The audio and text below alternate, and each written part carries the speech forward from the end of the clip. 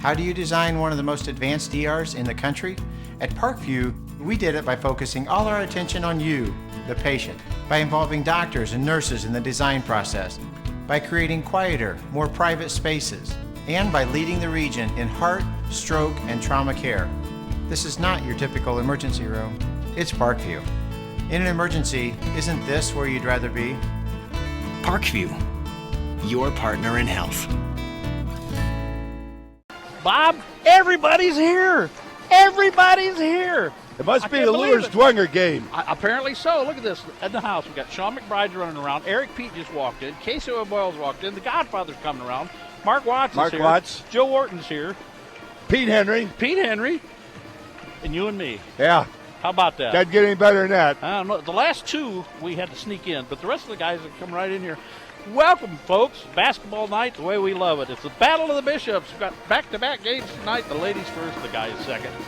And, of course, they stop the clock at 3 minutes. That gives Bob and I a couple of minutes to talk about this game.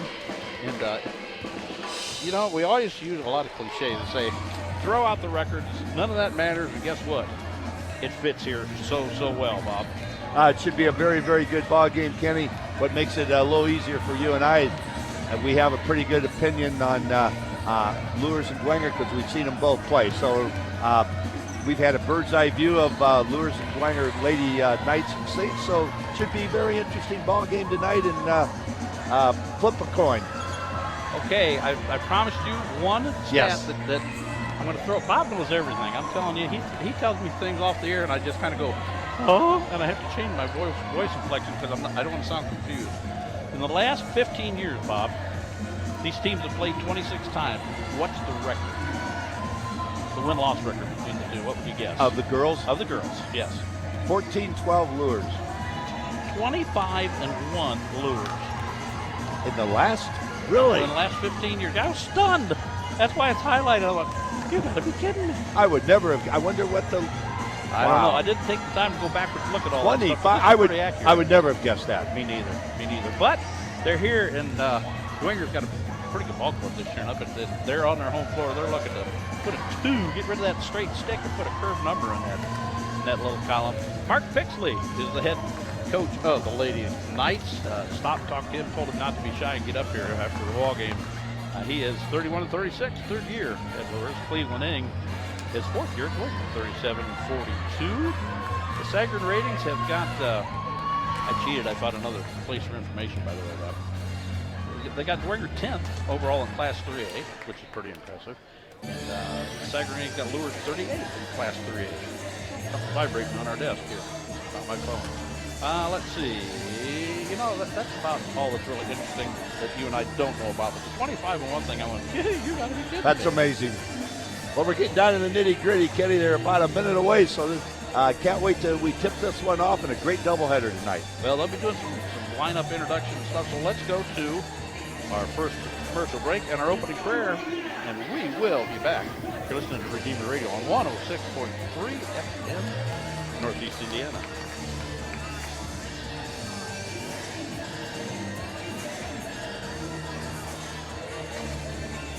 Make a difference in your life and others by joining. Every great team has focus and talent. And at Parkview Sports Medicine, our focus is on you. From performance training and nutrition counseling to orthopedic surgery, athletic rehab, and more, Parkview Sports Medicine's got you covered. You can trust us to bring together today's top experts in sports medicine to improve the performance and treatment of athletes like you. Go to parkview.com/sportsmedicine to learn how we can help you and the athletes in your life be your best. Parkview Sports Medicine. Upgrade your game. In the name of the Father, and of the Son, and of the Holy Spirit, amen. Let us pray. As we gather in your name, O Lord, there are so many things for which we are grateful, for you have created us in your image and likeness, and you have filled us with gifts and talents and abilities. We thank you for the gifts that you have bestowed upon these athletes, their coaches, their parents, and their supporters. We ask you to bless this contest in which we show forth the beauty of creation by using our talents wisely. Help us always to use them for your greater honor and glory in a spirit of fairness and competition, so that this game may truly be a way of bringing to the world an awareness of you who are Lord forever and ever. Amen. In the name of the Father, and of the Son, and of the Holy Spirit. Amen. And welcome back, basketball fans. The pregame announcement of Sportsmanship. We're be followed most likely by the national anthem.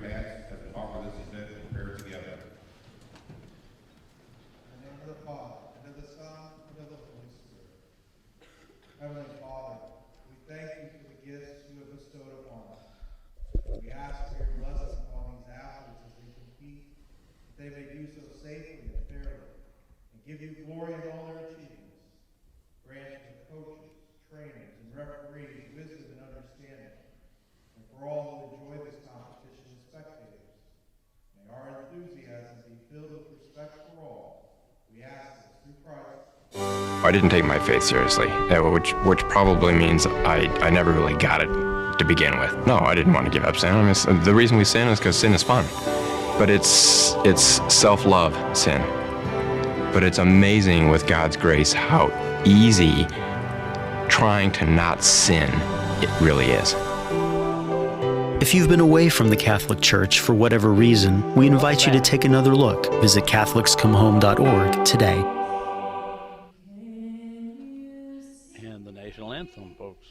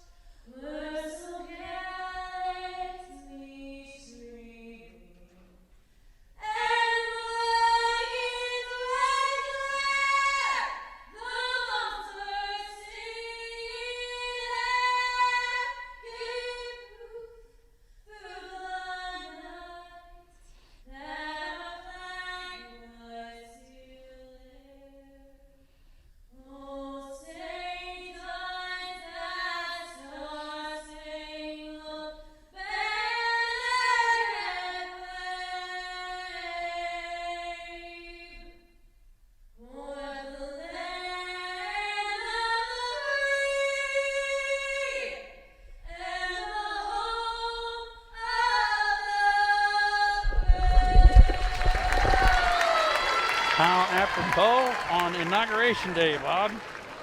Young lady did a dandy job. And you know, one of the cheerleaders, and she's the one that's she's got a voice now. She's the one that's been singing the last. I think she's a sophomore this year, at least the last 2 years. Well, that means we get her for 2 more years. Yes, and she's on one of the varsity cheerleaders. She's from St. Vincent's. She does a fantastic job. Excellent, excellent. Which team would you like, since we like them both real well? I could take Dwenger if you want Luers. Okay, well, I'll do the starting lineup for the Bishop Luers Knights. Starting at guard, she's 5'5", she's a sophomore. Number 11, Ashlyn Gray. Running mate, a freshman, a 5'9" guard, Lydia Reinbold. In the middle, Catherine Knappy, doing a lot of glass work for the Luers Knights lately, getting better and better every game. She is a junior, stands 6 foot tall. Run down the front line with her. I think that's the first time I've seen them start these two. It's what made me go Taylor Bradley. They're going to try and dominate from the inside, I think, but they got to counter Ross and Bolton inside. So I understand the change in the lineup. Taylor Bradley, I'm sorry. I'm analyzing the game, and we haven't even got started yet. Forward, she's a senior, 5'11", and rounding out the starting lineup, another freshman, Libby Beerbaum, who's been playing really well. She's a 5'8" swing player. She wears number 32 for Mark Pixley's Bishop Luers Knights. Bob's got the Saints. For the Lady Saints, coached by Cleveland Inns, assisted by John Ross, Jody Inns, Danielle Brown. Starting to guard, Jada Smith. Number 11, 5'4" sophomore. Caitlin Ryan at the other guard spot. She's a senior. Caitlin stands 5'10". And one forward, Natalie Mowry, the other senior in the starting lineup. Number 24, a 5'9" senior. At one forward to do everything. She rebounds, she scores. Ellen Ross, number 25, 5'11" junior. And the girl in the middle, and Josie Kochman, Kenny, is going to be the key in my opinion. Number 13, 6'2" senior. Josie Kochman and Ellen Ross, if they can control Luers inside, that will be a key. Whoever controls the inside, and Luers' strength is with the two outstanding ball players in Kanapke and Bradley. Absolutely. And years gone by, this has been a guard-oriented team. Both of them have been. This year, the inside play is going to be really, really important for both teams. It's going to be a lot of fun to watch here. I just can't wait, and they're getting things introduced here. We have one live read to get to you, and you can follow Redeemer Radio on social media. You can find us on Facebook, Twitter, and Instagram. Search for Redeemer Radio and like, follow, and tweet us to join in on the conversation. And one more of the football crew came in. Nick Gray come wandering through here, so I don't think we got anybody left. We bring in some of the board guys. I'll tell you, with all these guys, somebody should either be getting us popcorn or hot dog or something. I'm just thankful to see him in the basketball arena. Maybe we'll get him converted. You think? This will be a heck of a ball game, Kenny. This will be fun, and here we go. Bishop Dwenger, Lady Saints, Bishop Luers, Lady Knights. Great ball game. Referee looks like Curtis Smith is out there. Okay, the tip controlled by, let's see, the Saints. So they drop it back to Jada Smith, and she comes over the timeline, and here we go. Bishop Luers Knights set up, and it looks like a 1-1-3 zone, maybe a 2-3 zone, playing a little bit saggy here. They get it over to court to Caitlin Ryan. Back to the top of the key, over to Mowry. Mowry tries to bounce it to Smith. She almost gets her pocket picked that time by the freshman. Retains possession, takes a screen from Kochman, dumps it under the corner to Ryan. Ryan throws one up. It's long. Rebound, Mowry. Mowry puts it up for the Saints. It's way long. Easy rebound for Kanapke, and the Knights coming the other way. Oh, and it's an overthrow. Tried to get it to Beerbaum. She was wide open, and both the passer and the receiver were a little too excited on that play. As almost in every game, Kenny, rebounding and turnovers. Luers and Dwenger, if they can keep the turnovers down, that'll definitely please both coaches. Smith flips it over to Mowry. She's high on the right wing. Going to dribble kind of toward the corner. Gives it up to Ryan. That's the second one by Caitlin Ryan. She loves that three. Drops the three from the top of the key, and that's the first score of the ball game. Baseball pass forward to Gray. Gray bounce pass inside to Bradley. Bradley puts it up and in.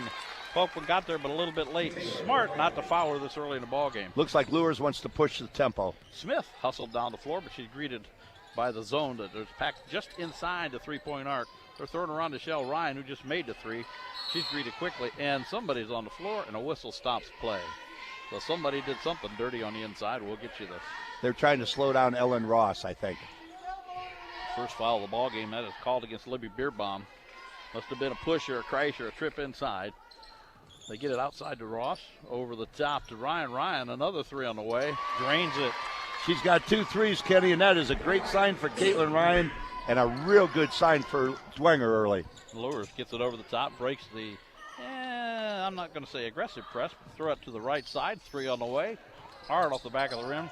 Rebound run down by Ellen Ross, and here she comes up the floor. Long pass forward to Mowry. Mowry drives, greeted by the defense, blocked by one of the freshmen, gets her ball back, puts it up and in. 8-2. Good start for Bishop Dwenger. The Saints are off and running. They got about a three-quarter court trap they're trying to run. It was broke easily. They got it to Kanapke. Kanapke shot blocked by Ross. Kanapke went and got it back, used up her dribble. Finally finds somebody to get it out to. It's Beerbaum. She's at the top of the key. Ring to the far right side. Ashley Gray with the, or Caitlin Gray. Ashley Gray with a three. It missed. Rebound Ross. Ross gets it down to Ryan. Ryan gives it back up to Smith. She's wide open back again, Ryan. Kenny. Ryan's fifth three of the ball game. She missed that one. Long rebound to Kochman. Kochman puts it up. No good. Ross rebound, puts it up. No good. Foul on the play. So the Lady Saints are controlling the backboard, Kenny, and I did not think that would happen. And the referees had a little bit of a meeting, and traveling turned out to be the call. So no foul on the play, and the Knights have the basketball back. They get it in bounds easy, but once they get to about three-quarters court, here comes the defense. They throw it over the top to Beerbaum. Beerbaum looking for somebody to give it up to, and slapped out of bounds. Going to retain possession by the Knights. Good hands that time by Natalie Mowry. Luers' passing is not crisp right now, and Coach Pixley is going to make a change, bringing Anaya Johnson, a 5'4 senior.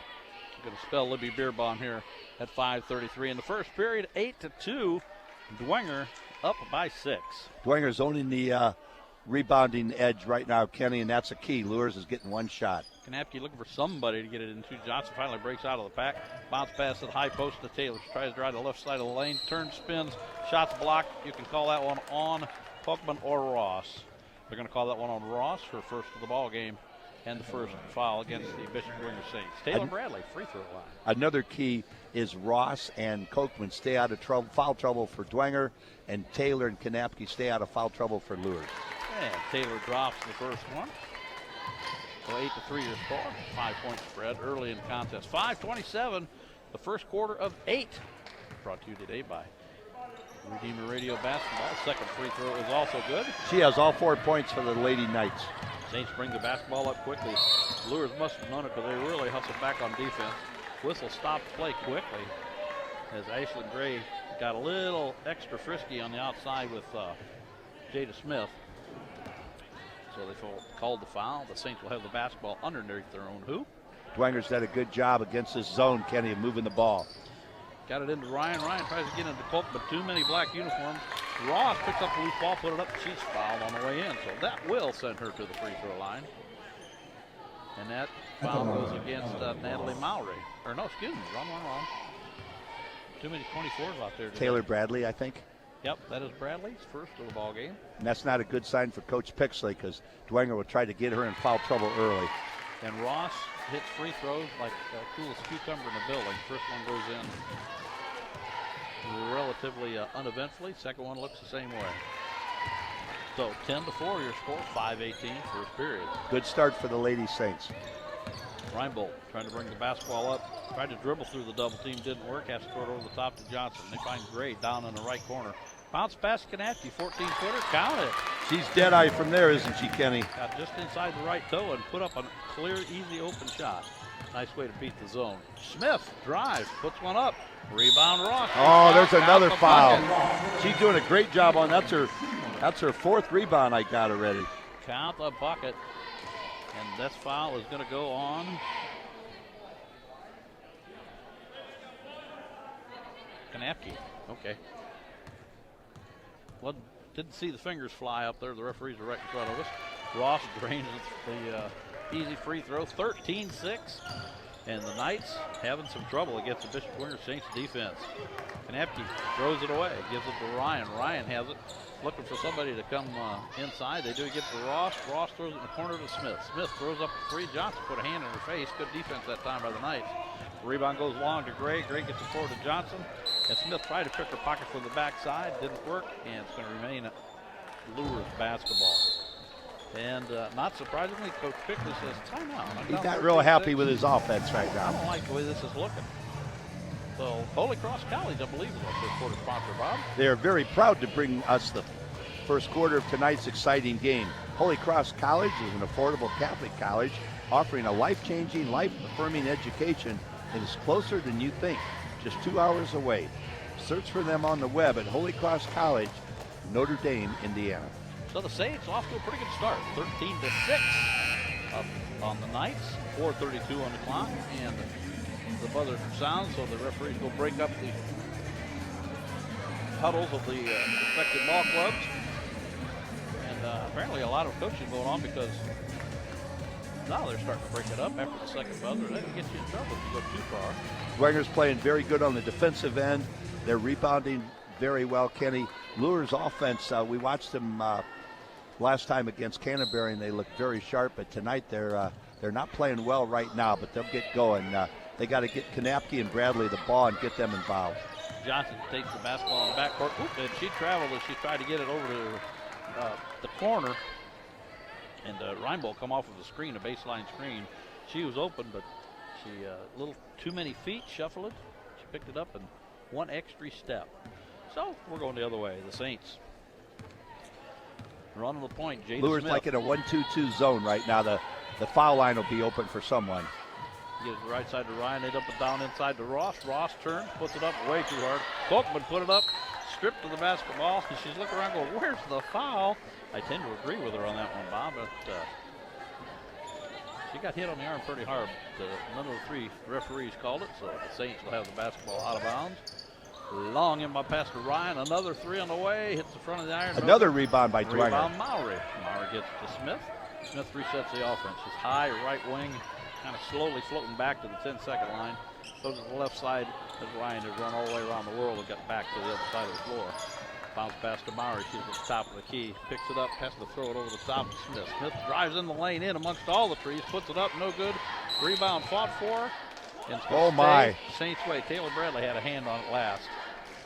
Kenny, I just thought with Kanapke and Bradley, they would do a little better job of rebounding right now. I think they're playing laissez-faire, and the Saints are playing like they're at home and they don't want to lose. Get it inside to Smith. It shouldn't be inside. It should be out in the left corner. Goes around the shelf. Mowry has it. They're trying to dump it inside to Folkman. Folkman spins into the double team. Traveling. She had a good idea. She just got to put the ball on the floor first. She had 2 Luers bigs on both sides, one on each side of her. That made it a little bit tough. Olivia Sturber's coming in the lineup, and Joseph Folkman going to have a seat. 3:37 on the clock. 13-6 your score. The Saints on top. Olivia Sturba, 5'8" junior, has done a good job for Luers this year. And she Dwenger just stepped right in and stole the basketball, handed it to Ross. Ross turned into Johnson. Johnson kicked it out of bounds, and they're going to say it's Saints basketball. 3 turnovers already for Bishop Luers. Dwenger's press is working real well right now. Mowry triggers the basketball into Jada Smith. She picked up on the defense right at the 10-second line. Tried to use a pick and roll with Ross, and it didn't work, so they're going to reset it. Mowry slings it to the left side to Ryan. Ryan, the left toe to Ross. Ross says, oh, nobody guard me, I'll put it up. She does, misses, rebound, Kanapke. Kanapke looked for somebody.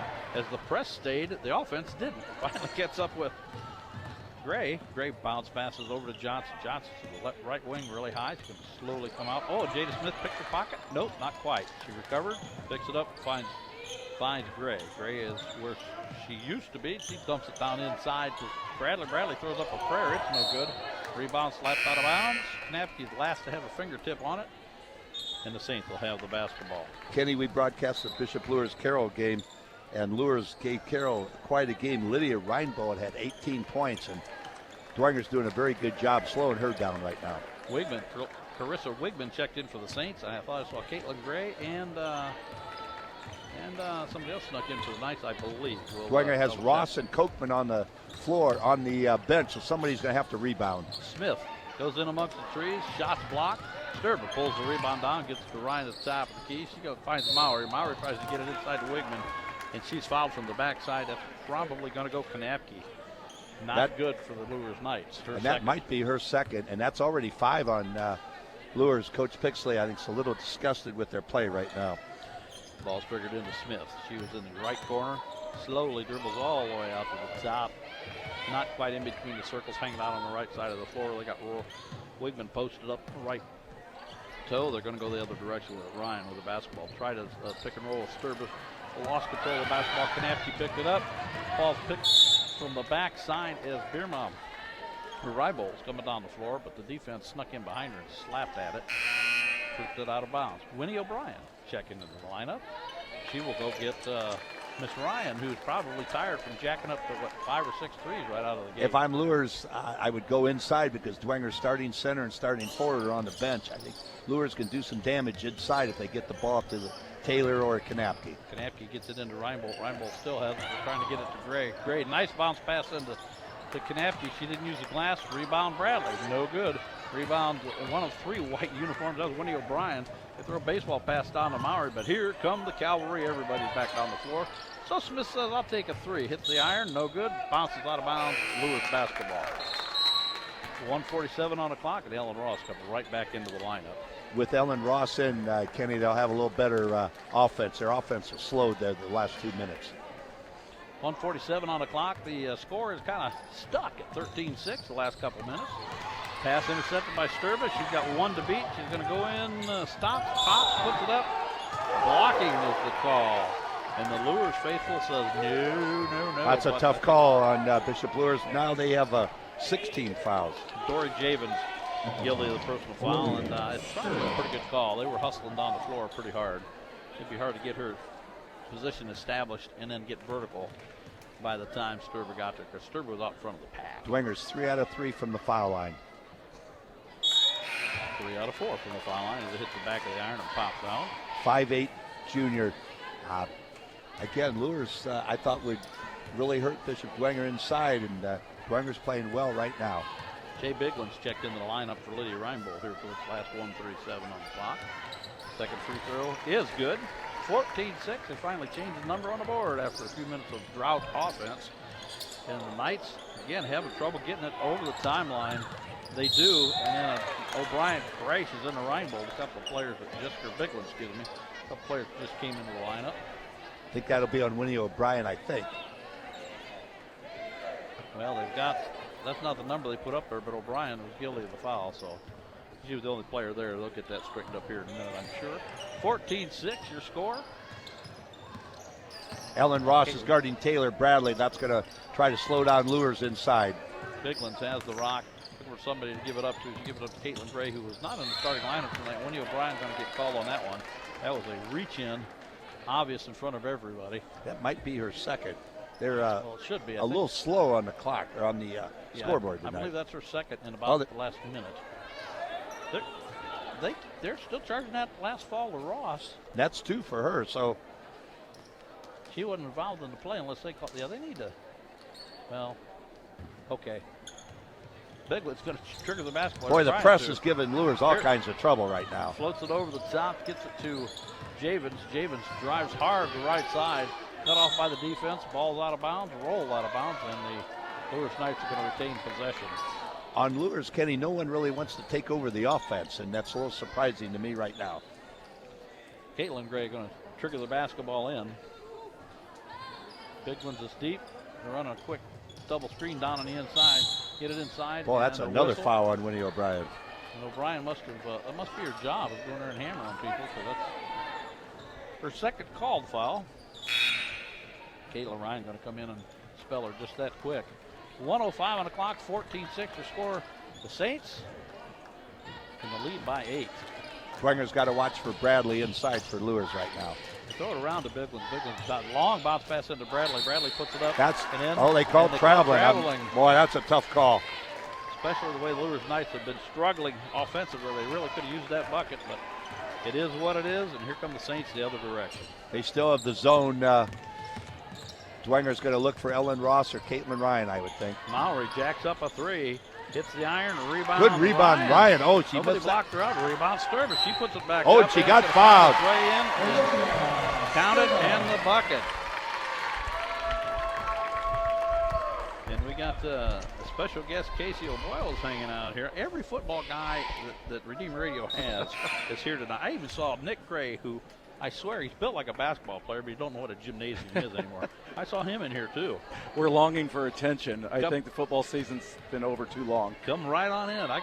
You can have my headset for a little while. I told Sean to come and have a seat. Luers just brought in Lydia Reinbold. Offensive rebound, Ryan. It gets her pocket pick, and here come the Saints. It's 2-on-1. Stop, put up a right-hander, and they found the mark. So the Knights, with Javens, the freshman, quick pass down the floor. Sturber throws one up, hits the side of the backboard. Mowry rolls it off of her foot. Let's see which way they call it. They're staying right there, so it must have rolled off of a Luers foot. And we've got 26.2, 16-8 your score. The Knights down by 8, or the Saints up by 8, depending on your flavor. Caitlin Ryan's been hot, Kenny. She is having a career night. She's got 3 threes this quarter. They've turned her loose. I think that's the 7th 3 I've seen her put up. Defense picks them up right at half court. The three-quarter court that was a tough call that time. Three-quarter court trap is just bothering Luers something terrible right now. They're having trouble getting into the offensive flow, and when they do, they just don't seem to be super confident yet. They have 5 turnovers and only 3 baskets, and we played almost the whole first quarter. Well, Libby Beergum trying to trigger it in. She does. She finally finds her opposite number of the freshmen, Reinbold. Reinbold gets it over the timeline, guarded closely by Mowry. It's an awful high screen. And Reinbold still that's an offensive foul. She did push off. And Cleveland Inning, I think, helped that one just a smidgen, maybe. Coach might have had something to do with that. Good call. Kenny, with Bradley not in there and Kanapke, I know there's only 5 seconds, but if Dwenger can get the ball inside, they don't have any size to stop either Ross or Sturba. 4.9 on the clock here remaining in the first quarter. Mowry looking for somebody to get it into. Gets it into Ross. Ross just going to drive. Crash, puts it up. No they're going to call a blocking foul. Wow, that's a tough call, too. Yeah, it was a blocking foul, I think. So Bob, everybody was moving. They have 9,000. That's kind of ugly. 1.2 left on the clock.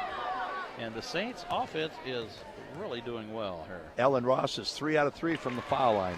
Can you make free throws like that, Casey? Not anymore. Me neither.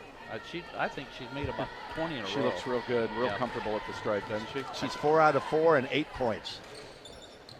And you guys jinxed her. You guys? Yeah. I'm blaming the football dude over here. I'll take the blame. Casey's with us, and Sean was telling me a little bit about CYO, and you're going to have some girls playing at halftime. Fill us in. Yeah, we've got a 6th grade matchup between St. Charles and St. Vincent, rival schools, of course. Okay. The 2 big feeder schools at Bishop Dwenger, and a great opportunity for these youngsters to come out and play in front of a big crowd on the big floor with girls that they idolize. So we're excited to be here. Are they nervous at all? Can you tell? I don't think so. I mean, they're a good group. I've been coaching them now for 2 years. Blessed to say that we're 19-0 this year, having a nice season, and we've got some girls that 19-0. So far, so good. We try to keep continuing that climb. You know, that's what we preach at practice. But we've got a great group of kids that work hard and they want to work hard. Any stars you want to talk about, or is it just a good chemistry group? It's a pretty good group. I think our starting 5, we go about 7 or 8 deep. We're all pretty comparable. There's our 3 primary scorers are Maura O'Boyle, my daughter, Avery Lado, and she's one of our wing players, and our point guard is Carly O'Leary. Her father is Brandon O'Leary, who's the JV coach on the boys team at Bishop Dwenger. How convenient. So I've roped him into being an assistant coach on my staff. You're a wise man. I know that works pretty well. Now, if your daughter has a bad game, is it a quiet ride home? Sometimes. That's really an unfair question. She can have a good game, and Kenny, and still a bad ride home, because we have that father-daughter thing going like I did with my other kids. But no, she's a tough kid, and she's very coachable. Well, and that's the key. And you can get a group of kids to buy into the coaching philosophy. You don't necessarily have to have a lot of talent, but they can go a long way. And if you're 19-0, I'm impressed, and I haven't even seen them play. So they're a fun group. I'm excited, guys. A lot of the girls on Bishop Dwenger's team I coached back in the day, about 8 or 9 of them. That junior class I had under my wing for about 4 years, and it's special for me to come out and get to see them play, because they're a great group too. And that's when I started with my older daughter. Same thing that I'm doing now, and it's really fun to see that group have some success. Luers threw up a 3. It's no good. The Saints are coming down the other end of the floor. Luers is back to their original starting lineup, Kenny. Smith got the basketball high right wing, picked up on the defensive side. They're trying to run. Boy, Sturba's playing well. They're not playing any defense right now. Sturba already has 5 points. Sturba made a nice cut and nobody reacted to it at all. Again, they're still bothering them with that 3/4 court. It's not even a full trap now. They just got one person bad for the basketball until they get 10 seconds. Like, whoop, she carried it, got away with it. And wow, this is just a rough start for Luers right now. That's 6 turnovers and 9 fouls. Over and back, the call against the Luers Knights, and a 22-8 lead. Dwenger wants to get rid of that one we were talking about earlier. Casey, the last 26 games these two teams have played were stunned, 25-1 Luers. Isn't that something? That's hard to believe. Gray gets it inside, dumps it on the right That's side. A nice move. Drive by her sister on the baseline. She overshot it. Easy rebound for Ellen Ross. That's her 5th rebound. Ellen finds Sturba down low. Luers is not playing any defense at all again, Kenny. Sturba's having a field day. Saints are running them right out of the gym right now. Playing good, solid defense. They still get over the timeline. Finally, to Gray. Gray bounce pass over the corner. Her sister throws up a 3. Count it. Good shot. Light for the Bishop Luers Knights. Gray with a 3. 24-11. That might get him off the slide there. Spin move didn't work. Gets it to Mowry. Mowry stops just inside the free throw line, puts it up and in. That basket's got to be as big as the ocean. Dwenger's playing with a world of confidence right now, aren't they? Yeah, I think they're playing the best offense we've seen them play all year. Pass inside, slapped away by the defense. Here comes Smith. Ahead to Ryan. Ryan stops, pops about a 5-footer, goes 6 She was feet. too close. Rebound Ross, yeah. Ross throws it up too hard. Ross fouled on that second offensive glass that she cleaned up. Lydia Reinbold going to be guilty of that personal foul. No, they're going to call that on Kanapke, Bob. And that's 3, isn't it? And Yeah, Coach I think Pixley's so. going to have to make a decision here. Yep, and he has called Dory Javes off the bench already. So foul troubles, no flow in the offense. Luers is having what we like to refer to as an ugly half. Ellen Ross is 4 out of 4 from the foul line, 7 points, 6 rebounds. She's doing it all right now. And with Kanapke on the bench, that is going to put Luers in a world of hurt. Ross made her first free throw, makes it 27-11. Second one's on the way, got great rotation, bounces around, falls through. Buzzer sounds. Kochman going to come in, give Ellen Ross a well-deserved break. And I'd love to see, I know the Saints are really up by 17 here, but I'd love to see Casey Kochman. Casey, that's good. I knew I'd do that. I've done it earlier in the year. I'd like to see Miss Kochman get a few points here, because she's just does everything else well. Bradley drops a 17-footer from the right toe. 28-13 as the Luers offense starting to wake up a little bit. Taylor's got 6 points. Smith got a little too fancy with the basketball. Carried it. Turnover, going to go the other way for Luers Knights. 4 turnovers for Dwenger and 8 for Luers. Guys, a real quick interesting story here. Olivia Sturba, when she was a 5th grader, wasn't even interested in playing basketball. She was a volleyball star, and I had to talk her mom into playing on my team, an AAU team that I started, and she's really come a long way. Yeah, she's fun to watch. She come off the bench today. She really made quite a stir in this ball game. Knights on the run, threw it behind the really the trailer, which I think he's going to call a foul though on Sturba, actually. I think. And that's 7 on Bishop Dwenger right now. See, we better not talk about her too much. She commits a foul and gets the Knights to the free throw line. That's how it works. We have that. Yeah, we have that. You have that ability, don't you? Oh, very well. Front end of the 1-on-1. Missed. Rebound grab quickly. Silly foul for Bishop Dwenger. Wisniewski out there making a little noise there. She can back to the free throw line where her feet were just planted there. 5:35, second period. 28-13. The Saints are doing a really good job. Oh, that's going to be short too. Oh, it found enough mustard to get up and over the iron. Yeah, Hannah Wazinski, her brother, remember, was the quarterback at Bishop Luers, who, of course, is playing at Miami of Ohio now. We're waiting for her to wind up, throw a baseball pass, or maybe a a tight spiral down maybe court. A slant down the middle, and I bet she can do it. Wouldn't surprise me if she could. Them older brothers have that funny influence on athletes and younger girls. Second free throw bounces around. She got her own rebound. She got her own rebound again. She's here to play. I don't know. She's hustling. Shot went long. Kochman got the rebound. Long baseball pass swiped. Too many turnovers all of a sudden for Dwenger. She hands it over to Reinbold. Reinbold dumps it down to Gray. Gray, 15-footer right side. No good off the iron. Rebound fought for Bradley and Kochman. I think they're going to call Kochman on the foul. We'll see what they do. Nope. Yep. They're going to call Josie on that one. A lot of fouls here. We got, no, they're calling. I'm not sure. That's what I know. It's 5:18, 28-14, and Taylor Bradley checks up at the free throw line. Sturba's out, Kenny. 3 baskets, 1 out of 3 from the foul line. She's played great. She's got 7 points. The big board says Anea Johnson committed a foul, and she's not on the floor, so good luck keeping track of that, Bob, because I'm a little confused. Bradley hit the first free throw. Second one is good and clean, too. She's doing all the scoring for Bishop Luers. She's got 8 of their 16 points, and Cleveland Inns has seen enough right now. Whistle stops play. We're going to take a 30-second break ourselves. We're listening to Redeemer Radio on 106.3 FM, Northeast Indiana. Successful coaches make changes to succeed by calling timeouts to make needed adjustments, for it's clear no change equals no change. This is David X with Union Savings Bank in Fort Wayne. I started mortgage lending in 1988. Since then, I've been trusted by thousands of area homeowners. I offer low closing costs and great rates on home lending so you can save big money both up front and over the life of your loan. Make a change for the better when purchasing a different home or refinancing to lower your payment. Call timeout, get your mortgage statement in hand. Call me anytime for your free mortgage checkout. Make sure you compare. Call David X, 418-6191. Number FDIC Housing Lender. 5:18 on the clock. We're back. 28-16 to score. The lead has shrunk to 12. And, it's a three-point line and fatigue and some other things set in. You never write anybody off, especially when these two teams get together. Saints with the basketball, double high screen. She goes to the right side. That was too easy. Too easy. That was a Moses play. She had plenty of room to go sliding in there and put it up. Smith with an easy 2. That was a good call by Cleveland Inns and Bishop Dwenger. Wisniewski jacks one up, hits the back of the iron. Kochman with a rebound. Throws it forward to Renbarger, who checked in the lineup. She floats one to Ryan. It's intercepted by Luers. Bradley comes out of the pack with it. She flips it forward to the freshman. Reinbold. Get it back inside to Bradley. Put it up. Way short. Swap 4. And we're going to get a call over the back probably on Dory Javens as Grace Renbarger got inside position really good that time.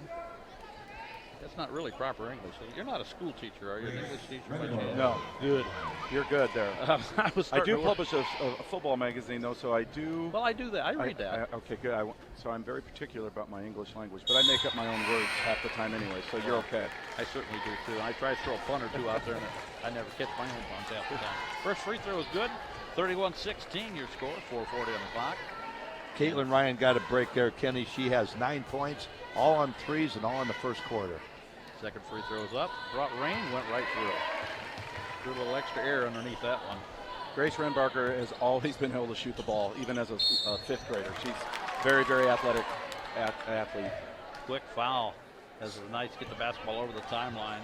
Miss Smith a little too aggressive, trying to take it away from Johnson. She bodied her up, and that'll stop play. Both teams have got a lot of fouls. Apparently the referees are getting paid by the whistle tonight. Dwenger's got a nice 16-point lead. They don't need some of these silly fouls right now.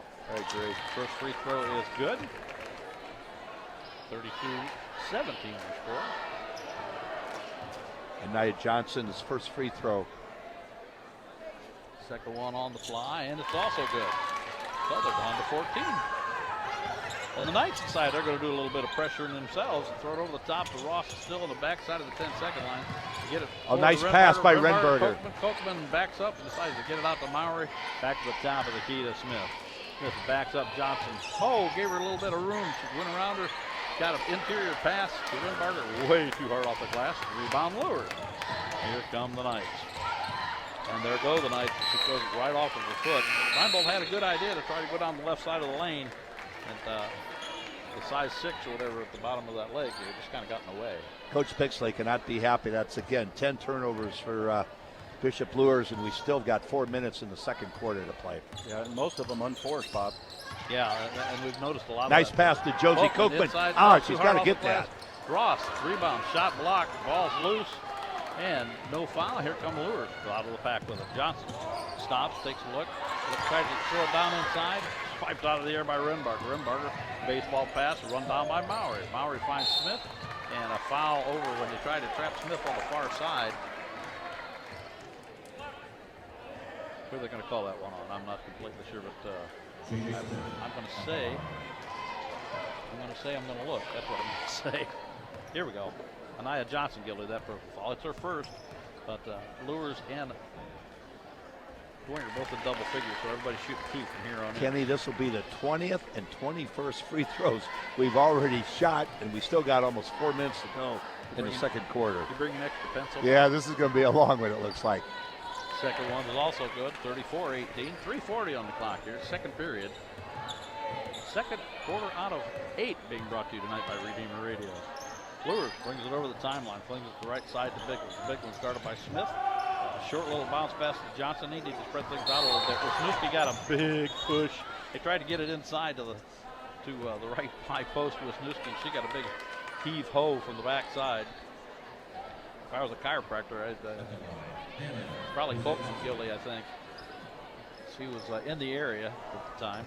So Hannah Wisniewski, the 5'6" senior guard, back to the free throw line. 1 out of 3 from the foul line, now 2 out of 4. Olivia Sturby checks back in the lineup, gives Kochman a break. Olivia had 7 points, Kenny, and she had a great ball game for Josie off the bench so far. Wisniewski with the second free throw, rattles it home. Count it, 34-20. They kind of stemmed the tide at that 12 to 14 point mark. Smith nice dribbling by 3 people. Jada Smith. Shot is blocked. Tried to stick on the freshman, and Reinbold said, "Not in my house." Bang! Slapped it out of bounds. So stop the easy bucket. The Saints will retain possession, but a nice clean block by Lydia Reinbold. Dwenger's going to look for either Sturb or Ross inside. Smith has it in the right corner. Johnson right in her face. So they're going to go. She brings it way out and start all over again. Ross going to set a screen off the top. Screen and roll. The roll pass is a little bit high, although Ross recovered. Nice move. Put it up and in amongst 3. Luers defenders. Strong move by Ellen Ross. That's her second basket. She has 10 points. Knights get it down in the corner. Bigland with a 3. Ooh, that's at the bottom of the roof, didn't it? Bradley with a rebound. Put it up and in. She's the only one really scoring. She's keeping Luers in this game right now. 36-22 your score. They've got Smith trapped in the backcourt, and Cleveland Inc. says, timeout, and you know what? We'll take 1, too. You're listening to Redeemer Radio on 106.3 FM, Northeast Indiana. A clean office space. Okay, that's an easy choice. And choosing the right company to clean your business is easy too. Sioka's Professional Cleaning is the choice of a lot of Fort Wayne companies because of the 100% satisfaction guarantee. Sioka's does it with built-in check systems to make sure your business is cleaned beyond your expectations every time. First impressions are critical, so make sure yours is always the best with professional cleaning from Sioka's. The best people, the best service. 483-2112 or online at siokas.com. Redeemer Radio is pleased to announce Redeemer Radio Odysseys, offering spiritual travel for our community. Join Father Crystal Clapp and Father Jason Freiberger on our first international pilgrimage to the Holy Land, September 11th through 19th, 2017. Learn more about it at redeemerradio.com/travel. We're going to talk to football guys about that whole thing. The Saints with a basketball, kicked out of bounds by Johnson, playing some tighter defense on Smith here on the right wing. I'm gonna tell them we'll do a football game while they go travel to the Holy Land. See if anybody will bite. All of a sudden, Dwenger's having some problems with the turnovers, Kenny. If they can handle the ball, they can try to get the ball inside. Lowry looking for somebody to get it into. Finds Ross. Oh, nice move. Dunbar on the baseline. She should have shot that one. Wisniewski, and I'll tell you, the Wisniewski girls earning some playing time. She gets forward to Bradley. Bradley traveled, got away with it, put it up, out of step, no good on a foul. And I think she was frustrated, and she got called for a foul. He sure did. No, they're going to call the foul. Oh, they called it break. Wow, I didn't see that at all. Well, she got away with the travel. She got her feet all mixed up, and that's why she missed the bunny, because she was right there, and she don't miss those. Not when nobody's bothering her. Carissa Wigman, and that's 3 on Ross. That's really going to hurt Dwenger. Yeah. Bradley puts it up and in. Taylor Bradley has 11 points. She's 5 out of 5 from the foul line, and Ellen Ross is going to hurt again. Ellen Ross has got 10 points, a ton of rebounds, and with her on the bench, Bradley can have a field day here. Grace Warden and Carissa Wigman both checking the lineup for the Bishop William Saints here at 2:23 in the second. 36-24, they nibbled it down to 12. The Knights full court pressure, get into Wharton. Wharton spins, finds Smith. Who's going to score for Dwenger is going to be the question. Past the fourth one, she stopped and oh, what a move. Bradley put it up and in. So that answers that trip on the floor. Jada Smith. They're going to pick him up at half court. They're going to run a half court trap instead of three-quarter court trap over the top of Wisniewski. Over the corner to Biglins. Biglins jacks up a three. Count. Wow, they sure needed that from Shea Biglins. 38-27. Full court press. Smith just dribbled right through it. He's got past the fourth. Oh, nice pass. Dumps it off to Sturba. Sturba puts it up and in. Those two work real well together, Kenny. 40-27. That's a big number for one half of Coach Pixley cannot be happy that he's given up 40 points already. Johnson to Biglins. Biglins thought about the three, and here comes the defense. She dumps it down in the corner. Reinbold over the top to Bradley. Bradley stripped. Well, there's a foul. They're having trouble slowing Taylor Bradley down. She's getting the ball inside, Kenny, and they can't stop her right now. Well, they haven't got Ross out there, and they haven't got Copeland out there. Copeland's only got one foul. I thought they might bring her back in. Bradley makes the first with 2 free throws. 7 out of 7 from the foul line, and 13 points. She is keeping Luers in this game all by herself, and now she has 14. 40-29, they got it down to 11. Slowly nibbling away at that one-time 17-point lead. Smith drives, puts up a rainbow. Nobody's stopping her, Kenny. She's driving right to the basket, and nobody's stopping her at all. Over the top, Biglins 1-on-3. She bounced past it right to Wharton. Wharton comes charging the other way. She got one person on her left. She drops it off to Mowry. Oh my, where that's going. Tip. It goes into the Bishop Luers Knights, Nia Johnson's hand. She gets past one defender. She got 4 to go through. They went right through them all and put it up and in. Nice move by Nia Johnson, and they cut it back to 11. 42-31. We're at 60 ticks of the clock and counting. And Cleveland is holding up a hand and pointing at his fingers. I don't know what play number it is, but the Smith is stopped in the far corner of the offensive end of the floor. They're going to make Luers maybe come out and guard him. 44 seconds. Cross-court pass to Mowry. Mowry one bounce, gets it to Wharton. Wharton inside to Sturba. Sturba finds. Oh, nice pass. Into Wigman inside. Shot no good. Shot probably blocked cleanly. Yep, and here comes Luers with 28 seconds to go. They can cut this under 10. Johnson gets oh, inside. Boy. Luers is playing real well with Nia Johnson and Hannah Wazinski out there. And everybody's bigs are really, well, the only good big out there, I shouldn't say good big, the only big out there is Taylor Bradley right now. So it's 42-31. The clock stopped at 24.2. Second free throw, or the free throw's on the way, no good. Luers is 13 out of 15 from the foul line, which is hard to believe. That's great shooting. And Nia Johnson is 2 out of 4 from the foul line and 4 points. Taylor Bradley's going to have a seat this last 24 seconds. She's earned a break. Missed second free throw is missed. Sturber with a rebound. Gets Smith. Smith picked up on the defensive side by Johnson. They're out here on the right side, right in front of Bob. Smith is probably either going to go to the basket, Kenny, and either shoot it or maybe dish it to Sturba. She acknowledged coach's instructions. She tries to drive, lost it. Sturba picked it up. Another turnover by Dwenger. That's taken killing by him. Reinbolt. Reinbolt looking to do something with it. She got 3 seconds, and the whistle stopped the play. Silly foul on Grace Wharton, Kenny. They didn't need that with 2 seconds left. Yep, Grace is guilty of the personal foul. Her first of the ball game. 2.6 on the clock. And the foul shots are keeping Luers back in this ball game. Although that's the third one in a row they've missed, actually. As the normal dead-eye Lydia Reinbolt misses the front end with the 2-shot foul. She had 18 against Carroll, and she has not scored yet. And she there it is. Now, and that one had to rattle and think about it to get in. 42-32. Smith, half-court prayer, no good. So it's halftime. Wow. This turned into a 10-point ball game. And like we say, never say never. These things. So let's take a break here. We got, let's run about 6 spots, guys, and we'll be back to our halftime show. You're listening to Redeemer Radio on 106.3 FM, Northeast Indiana.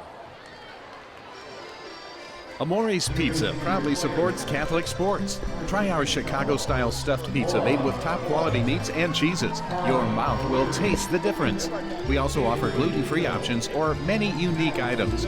Amore's Pizza is located at 933 East DuPont Road, right off Coldwater. Full menu and specials can be found at amorespizza.net or call 490-9099. Amore's Pizza, where our food is made with love. You can help support your Catholic parish or school with Notre Dame Federal Credit Union's Elevate program. You'll not only enjoy excellent personal service and save money with your new loan or credit card, you'll also be giving money back to the participating parish or school you care about. Let Notre Dame Federal Credit Union elevate all participating parishes or schools. Elevate can be reached at 844-230-6611 or visit us online at ndelevate.com. Independent from the university.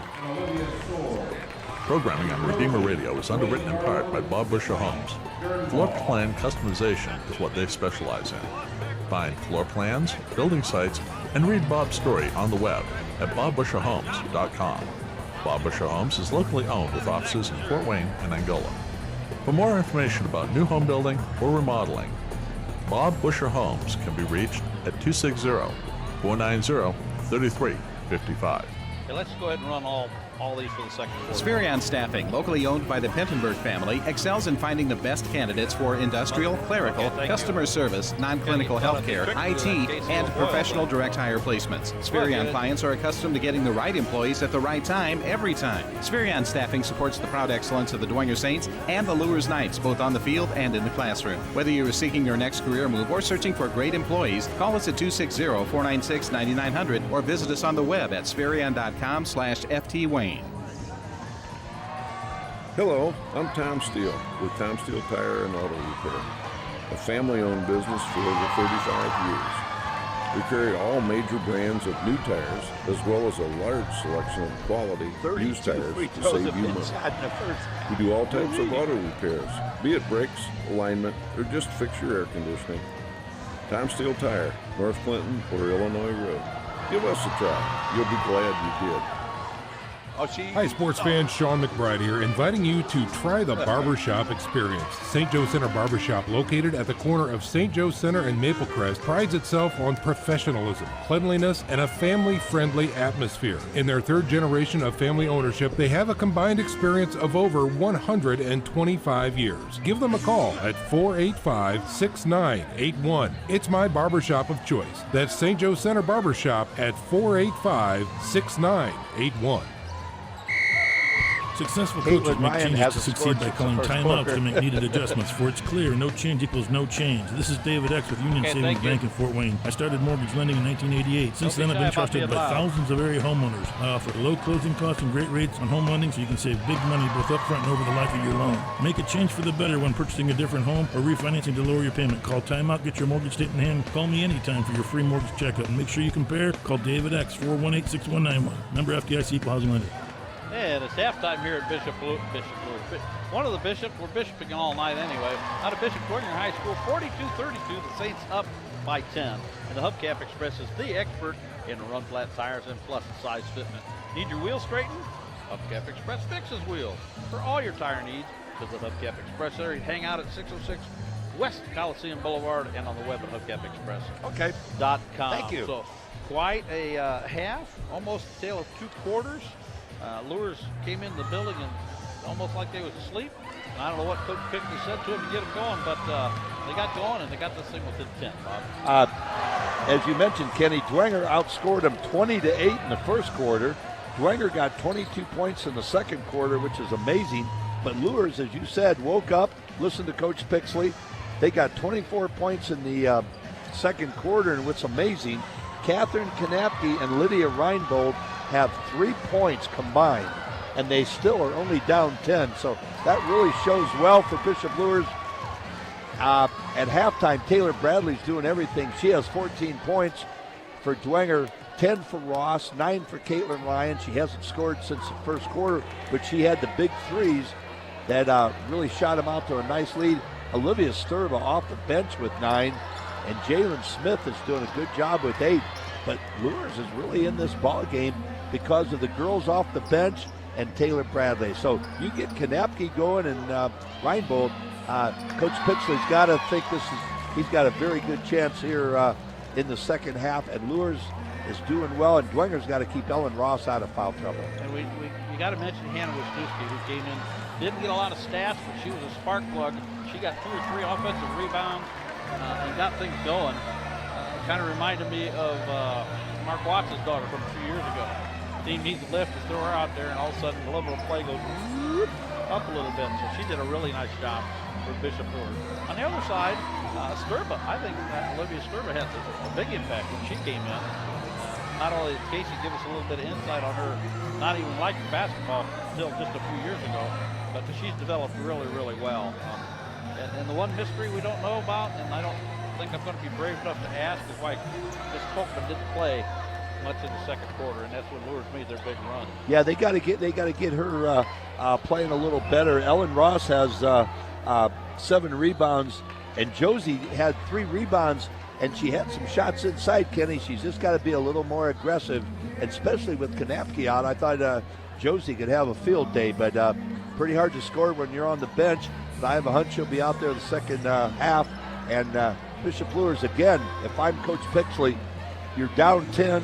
You don't have any scoring from Kanapke or Reinbold. I think, and Dwenger's in a little foul trouble. Luers is in good area, and they had 12 turnovers the first half, and still only between the turnovers and fouls, Luers really shot themselves in the foot, didn't they? Yeah, they sure did. But that's why we have 2 halves. I got plenty of time to make up a 10-point deficit. So, hey, you can check out the Kyle Hyman Show's podcast. You can find it on Google Play, iTunes, SoundCloud, and at KyleHyman.com. Check out past episodes and catch interviews that you may have missed. The Kyle Hyman Show on Redeemer Radio. With that, we'll take a 2-minute break and come back with the second half of the first game of the evening. And there's Dan Conroy. I need to talk to him. You're listening to Redeemer Radio on 106.3 FM Northeast Indiana. Hey, sports fans, listen to who just scored again. John Sullivan with RE/MAX. Buying a home or selling yours? You need the best coach around. Score with John Sullivan at RE/MAX. Score with John. Call RE/MAX and ask for John Sullivan to coach you in buying a home or selling yours. Sports fans, it's time to score with John Sullivan at RE/MAX. We'll throw water at him. Are you looking for an orthopedic specialist? Ortho Northeast has been serving the community for over 50 years with offices in 3 convenient locations. Look for the location nearest you. Dr. John Pritchard is a board-certified orthopedic surgeon with 20 years of experience and can assist you with the best treatment plan for your knee or shoulder pain. Dr. John Pritchard is looking forward to meeting you and helping with all orthopedic needs. Call Dr. Pritchard really at 260-484-8551 or visit the web at www.orthone.com. Hello, sports fans. This is Father Bob Darrow, chaplain at Bishop Dwenger High School. It is time to get geared up for our fall sports season. Whether competing on the soccer field, golf, or cross-country course, volleyball court, or on the gridiron, we wish good luck and great sportsmanship to all our student athletes and their teams. May we become the saints we are called to be. Saint Sebastian, pray for us. You can help support your Catholic parish or school with Notre Dame Federal Credit Union's Kenny, there's Elevate a program. minute left, and You'll they not haven't only even got enjoy to warm excellent up, so they'll personal put some service time and on the save clock. money with your new loan or credit I card, sure would think, wouldn't you'll you? also be giving money back to the participating parish or school you care about. Let Notre Dame Federal Credit Union elevate all participating parishes or schools. Elevate can be reached at 844-230-6611 or visit us online at ndelevate.com. Independent from the university. And we're back, basketball fans. And it's going to be a little bit of extended halftime. They got the St. Vincent and St. Charles team still playing on the floor, and they're down to about 30 seconds on the clock. So we're sure they're going to extend things a little bit and give the teams a chance to warm up on the floor and stuff. So Bob, you got a lot of stats there, and there's a guy here I got to growl at for about 10 Not a problem, seconds. Kenny. Again, for Bishop Dwenger, they had 20 points in the first quarter, 22 in the second. They have a 42-32 lead. Bishop Luers had 8 in the first quarter, came back with 24 in the second quarter. The Lady Knights are led by Taylor Bradley with 14 points. Bishop Luers has shot 19 free throws and made 14. Bishop Dwenger shot 13 free throws and made 11. For Bishop Dwenger, Grace Renbarger with 2. Jada Smith has a great floor game for Bishop Dwenger and also scoring. She has 8 points. Caitlin Ryan has 9. She's made all 3 threes in the first quarter. Natalie Mowry has 2. Olivia Sturb is doing a great job off the bench. She has 9 points. Yeah, I was impressed with her coming off the bench. And Ellen Ross has 10 for Bishop Luers. Shay Biglan's hit a big 3 there at the end of the first half. She has 3. Javens has 2. Ashlyn Gray 3. Anaya Johnson, Kenny mentioned, she has 5 points. And Lydia Reinbold has 1. Catherine Kanapke 2. And they're led by Taylor Bradley with 14. So again, Kenny, the way Luers has turned the ball over, made a lot of fouls. Coach Pixley it has to be a little disappointed, but he's also got to be happy when 2 of your best players have 1 point between them and they're only down 10 points. So this should be a heck of a second half. The first time I've gotten a tight chair like a tight hamstring sitting doing a ball game. Ouch, ouch. Well, we still got a couple of minutes on the clock. So, Bob, you mark Pixley. What do you tell your girls? On offense, Kenny, you got to do a lot better job against that press. It just seemed like, didn't you think they just didn't know what they wanted to do with that press? They got flustered. The turnovers killed them, and once they settled down and they get that ball, especially with Catherine Kanapke in there, get the ball inside to Kanapke and Taylor Bradley, I think they can get Dwenger more in foul trouble. They got to stop the turnovers. They got to stop fouling and run their offense. Get that ball inside. They're going to be fine. And if Reinbold can hit 1 or 2 from the outside, that'll really loosen up the inside. And it wouldn't surprise me if Coach Yang, and I probably ought to just let you analyze this one, if he goes back to the three-quarter court trap. But when he went to the half-court trap, that's when Luers was able to beat it, at least get the ball on an offensive flow a little bit. Plus, I'm still curious why they didn't play Puckman. There must be some reason that I don't understand there. Well, and the other thing real quick, too, Ellen Ross has got 3 fouls, so if I'm Luers, I take that ball at her and try to get her 4th. Absolutely, because Ellen is just a beast on the backboard, doesn't miss a free throw. And she's definitely an offensive force to be reckoned with in every game that she plays. So. And for Dwenger, Kenny, they got it. They wound up making some silly turnovers. They had a lot of fouls, too many fouls, 10 turnovers. They got to work that ball inside, work it to Josie, try to get Luers in foul trouble. And Josie's just got to take her time. And she can make those and play good defense. And they'll bring Sturva off the bench. And Ellen Ross has done a real good job. And Jada Smith is real impressive running the offense. Yeah, they didn't bother stopping her once they got inside the lane. So it'll be interesting what they do to slow that progress down a little bit too. So, hey, you can join your fellow Catholics on Redeemer Radio Odyssey 2017. And Odyssey is defined as a spiritual quest that gives knowledge or understanding to a person. Come with us and grow in faith and knowledge as we have a variety of trips being offered. Visit RedeemerRadio.com and click on travel. And that is not a reference to basketball traveling. Bishop Luers. You can go all over the country, go all over the world. They're going over the Holy Land. So who gets the basketball first here, Bob? It's Dwenger. Dwenger's back to their starting lineup, and the only change that Luers has got a starting lineup, and Shea Biglands is in for Beerbaum. Well, Myra turned it into Smith. Smith finds Ryan, the three-point bomber. First quarter, they got away from that. Early, she finds Myra over Smith, the right corner whistle stops play. Luers playing man-to-man this quarter. Let's not start that already. They're going to call a hold on Taylor Bradley. And that might be 3 on her. They're not doing it. Yep, Kenny, between her and Ross, Bradley and Kanapke both have 3 fouls. Tried to get it inside to Ross, slapped out of bounds by Kanapke. Good defensive by the junior. Kanapke's guarding Ross, and Bradley is guarding Kochman. Mowry tried to trigger it in under the basket all the way out to Ryan. Ryan turns to the right, flips it over to Smith. Smith is about 12 feet outside the arc, dribble slowly to the right side, guarded by Reinbold. Throws to the top of the key to Mowry, around the left side to Ryan. Loads up a 3, no good. Rebound goes long. Smith drives in the lane. Everybody stopped for that time. Basketball on the floor. A kick is called. So the Saints will have it again underneath their own hoop. Luers is doing a very poor job of rebounding, but part of that is because Kanapke was on the bench for so long. Interesting that Ryan was wide open on the wing and had her throw up a 3. Smith sneaks in behind the defense, blocked from the backside. Somewhat of a rebound. Kanapke, call it a rebound, who's grabbing the 3 ball. Wisniewski, who earned the start for the second half, hands it off to Reinbold. Whoop, and missed everything. Way short on the 3. I think she's coming out, Kenny, and Coach Pixley's not happy with that shot, but I thought she was open. Ashley Gray going to check in the lineup, and you're exactly right, Lee Reinbold. And let's look. But you run in. She ran to the end of the bench. You run into Mark that. Got her anyway. You run into that when you're a freshman. You have one good game and then one maybe not so good game. Smith brings the basketball up, gets it Ryan in the corner. Ryan to Kochman. Kochman fires a bullet to Ross off her hands, and luckily into Jada Smith's hands. Jada drives, dishes to Kochman. She's at the baseline, one dribble. Cross-court pass to Mowry. Mowry, 3 from the top of the key. Wide left. Rebound, Kanapke. Kanapke gets to Ashley Gray. Gray over the timeline, hits the brakes, and lets everybody get into their offensive set. Floats to the right side.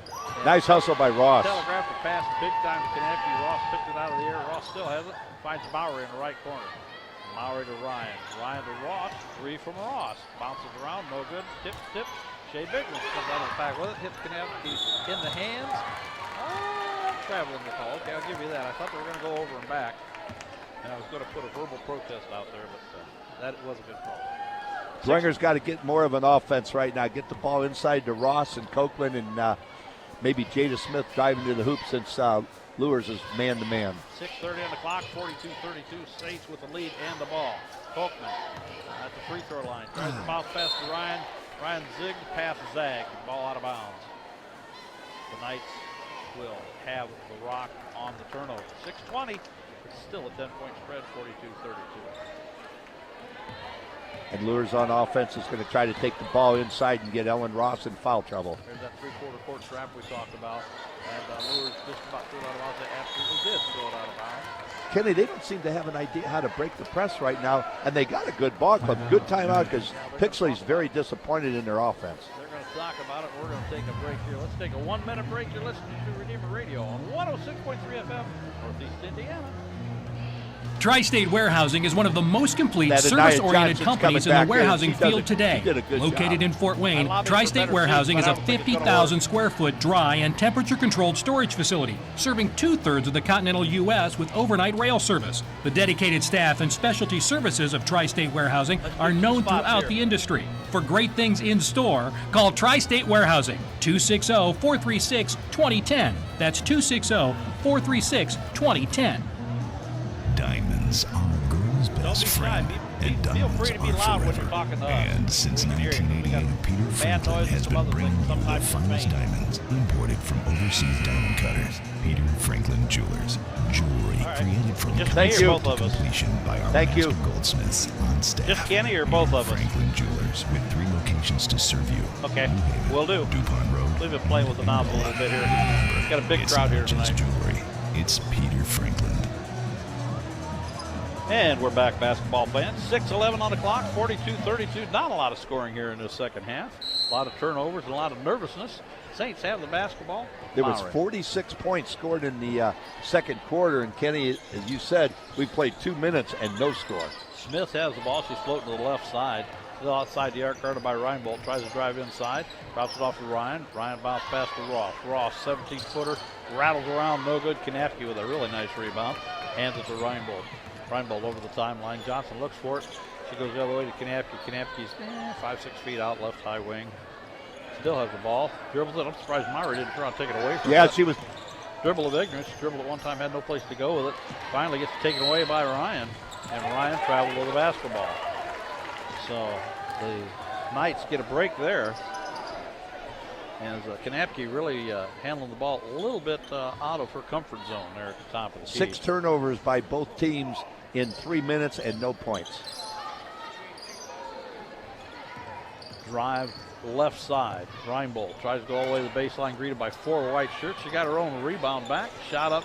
Johnson does everything but goes in. Good rebound by Copeland. Give me that ball. She should be doing that the whole game. She can do that, Kenny. She good tore rebound. Right out of somebody's hands.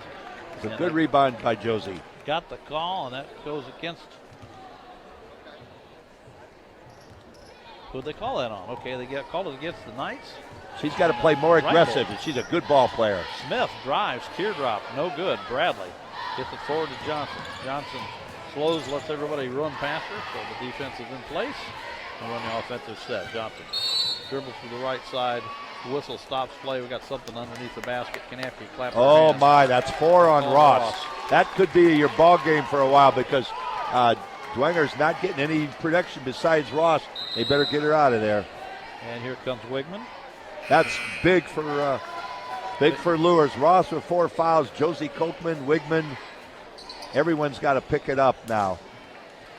Johnson and the referee having a laugh down the baseline. He finally gives her the basketball.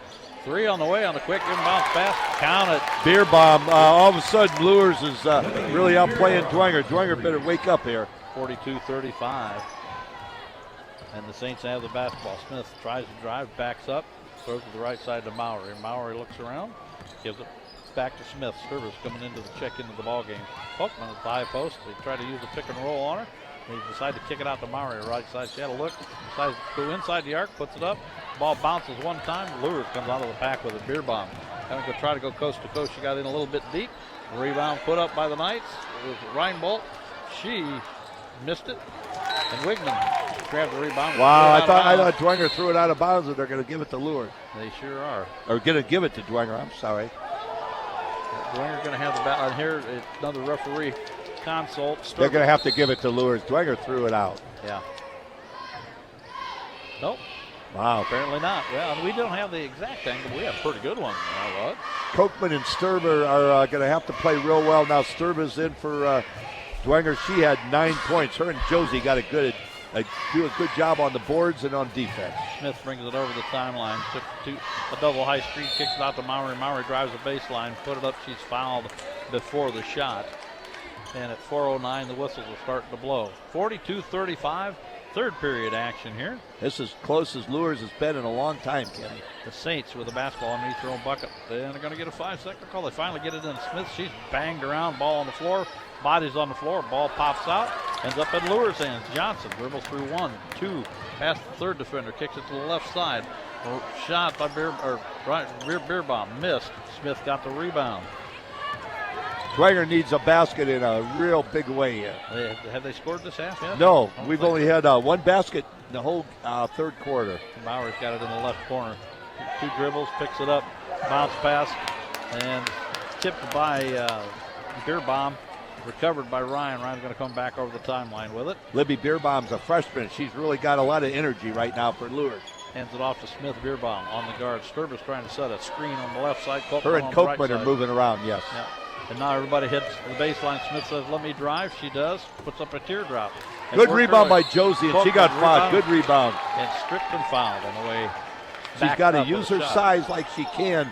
She's got 5 rebounds, and Josie's the tallest player out there at 6'2", and that's what Dwenger needs right now. Beerbaum yielded the personal foul. That's her second.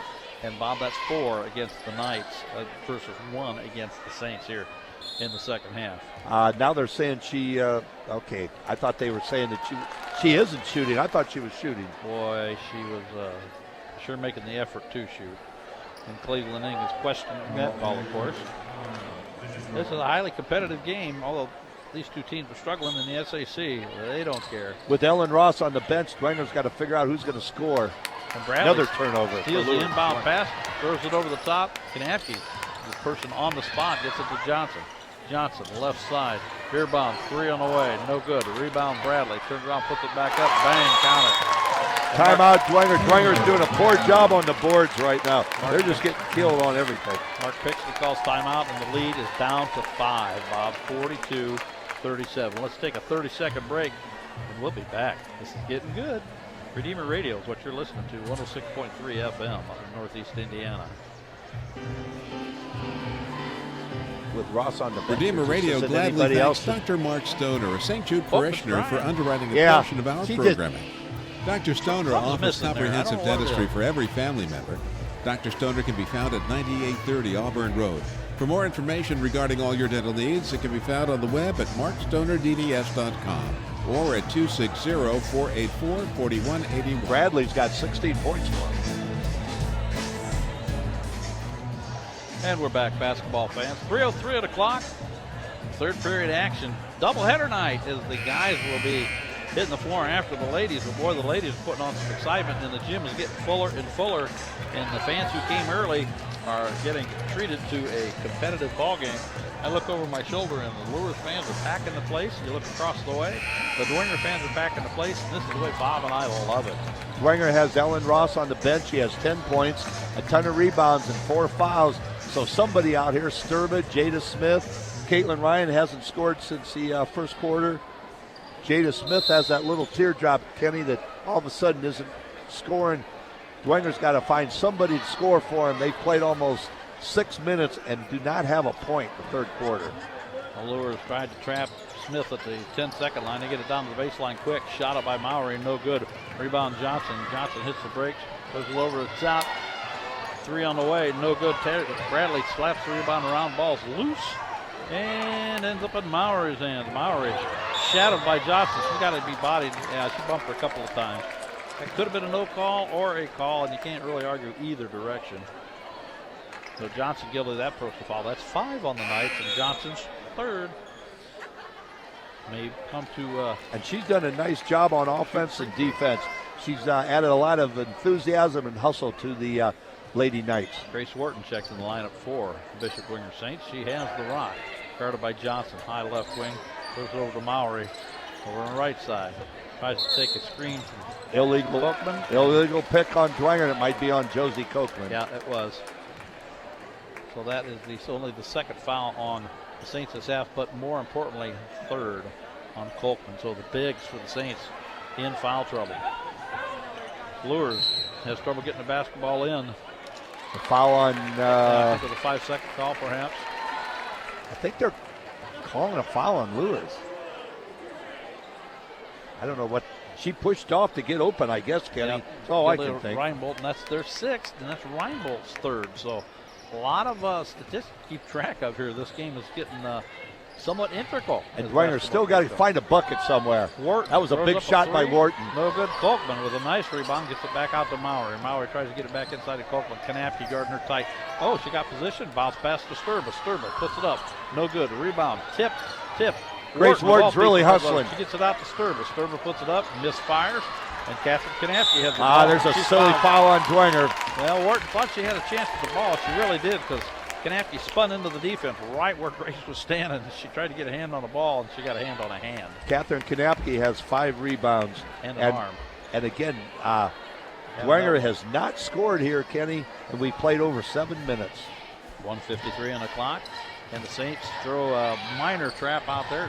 Easily broke by the Luers. Nice. Oh, there's Kanafke. Luers on the run the floor. Dwenger's in a world of hurt right now. They better wake up or they're going to be behind before the quarter's over. Easy bucket on the secondary break for Catherine Kanafke. Smith, she puts up a 17-footer off the back of the iron. Rebound Sturba puts it up. No good. A rebound tipped around, and Reinbold comes out of the pack with it. Dwenger can't throw the ball in the ocean right now. And Reinbold stolen by Smith. Smith might be out of bounds is the only problem. Yep. Boy, they were fighting for some rebounds. When that ball gets up high enough, you see about 7 or 8 hands up there, and people are working hard on the glass, both ends of the floor. Luers has outscored Dwenger 7-0. Hard to believe Dwenger has 42 points in 2 quarters, and they have not scored yet. Bounce pass into Kanapke, back to Beerbaum. Boom. Shot no good. I thought that was going to go. Rebound fought for, and it's going to go the Saints' direction. Last touch by the Bishop Luers Knights. Beerbaum's added the outside presence for Bishop Luers. She's done a good job also. Aislinn Gray checks in the lineup. Going to spell Grindbolt for this last 1:16 of the third period. Sturba or Smith, someone's Josie Coatman, somebody's got to get a basket and get him off this slide. Yeah, it's a bit rare you hear anybody pitch a shutout, but so far they have in the third quarter. Sturba. Nice pass to Coatman. And that might be 3 seconds, I think. Yep, that is the call. 3 seconds. Amazing. Amazing. Cleveland Ing has just got it. If he didn't shave his head, he'd be pulling his hair out. 5 turnovers for Dwenger and no points here. The Knights, little pitch and catch, get it past the press. Oh, nice pass. Secondary break, hit Bradley right in his shoulder. Nice pass. Puts it up and in. 42-41. We're down to 1 point, Bob. 44 seconds. No quit in the Lady Knights. Oh, boy, she got killed. Wow. A prayer is answered, and she is fouled on the way in. Boy, did Dwenger need down, but that was a great play by Jada Smith. She's been very good at driving down the lane. Grace Wharton. Nope. Wrong body. We got a substitution. Faith Taylor checks into the lineup. For Josie Coatman, I think. Beerbaum guilty of that personal foul. That's Beerbaum's third foul. Taylor Bradley has 18 points. Smith misses it. Rebound Taylor Bradley. She gets it forward to Johnson. Johnson long pass down to Gray. Gray picks it to Catherine Kanapke's got 6 points now, and all of a sudden Dwenger's in a battle here. Luers has really came out here in the third quarter. 44-43 your score. 17 seconds. Smith's going to hold it for the last shot. Sturber come out to set up a screen. She kind of waved her off. Smith going to go down the lane, Kenny. She's either going to pass it or take it herself. She's got to go because there's only 7 seconds. Stops it off. Silly foul on Beerbaum. That might be 4 on her. Yep, she got a little too anxious as the handoff pass to Mowry. 8 and fouls. It is her foul. Definitely her 4th foul of the ball game, and 8 against the Bishop Luers Knights. 44-43 your score. 4.9 left in the third period, and Natalie Mowry checks into the free throw. You don't want to foul a team when they can't score, and you're putting them at the foul line. They just can't buy anything. The senior missed the front end of the 1-on-1. Kanapke heaves it down the floor, swiped by Faith, and that is going to end the period. Wow, what a quarter for Luers and Dwenger. 44-43. Let's take a 1-minute break, and you're listening to a pretty wild ball game on Redeemer Radio, 106.3 FM, Northeast Indiana. Successful coaches make changes to succeed by calling timeouts to make needed adjustments for it's clear. So how long do you keep Ross? You got to get her in there, but you get her in there and she fouls out, the game to be over. Since then, I've been trusted by thousands of area homeowners. I offer low closing tough costs call, and and great I'm rates glad I for home don't lending, have so to you can make save big money both up front and over the life of your loan. Make a And if change they for the didn't have better when Sturba purchasing a playing different well, home they'd or really be in refinancing the trouble lower right payment. now. Call timeout, get I mean, your mortgage she's at least statement trying to call me anytime rebound. for your free mortgage checkup. Josie's only got 3, I think. That's 418-619. Number FDIC. They almost got to get her back in, too. Shawnee Construction and Engineering is proud to support tonight's game. We specialize in commercial and industrial construction and use unique life cycle principles to provide our clients the highest quality craftsmanship for the life of the project. They scored 42 Shawnee points Construction in 2 and quarters Engineering and are won in the partners first with quarter. you for lifetime savings. Wow. We can be found at ShawneeConstruction.com or at 260-489-1234. That's 260-489-1234. And we're back, basketball fans. Fourth quarter about to begin, and Bob and I are just discussing what I would do if I was a coach. And Coach Inge is sure taking a chance, isn't he, Kenny? Put his best player out there with 4 fouls. I don't think he has a choice. No. I don't think he has a choice. At least get her in there. I'm surprised they aren't in a zone, but they aren't. Get her back. Quick play by nice Luers. block by Ross. Blocked the first shot to come close to her. She got the rebound on the block, gets it to Smith. Smith over the timeline quickly. Ross going to set up on the high post. Caitlin Ryan's back in there, too. She's a good three-point shooter. They threw it over the top of Ryan. Ryan almost got her pocket pick. Finds Sturba. Sturba at the right toe. Fake out Kanapke. Went by Bradley. Put it up and in. She's a good-looking ball player. The more playing time she gets, the better she does.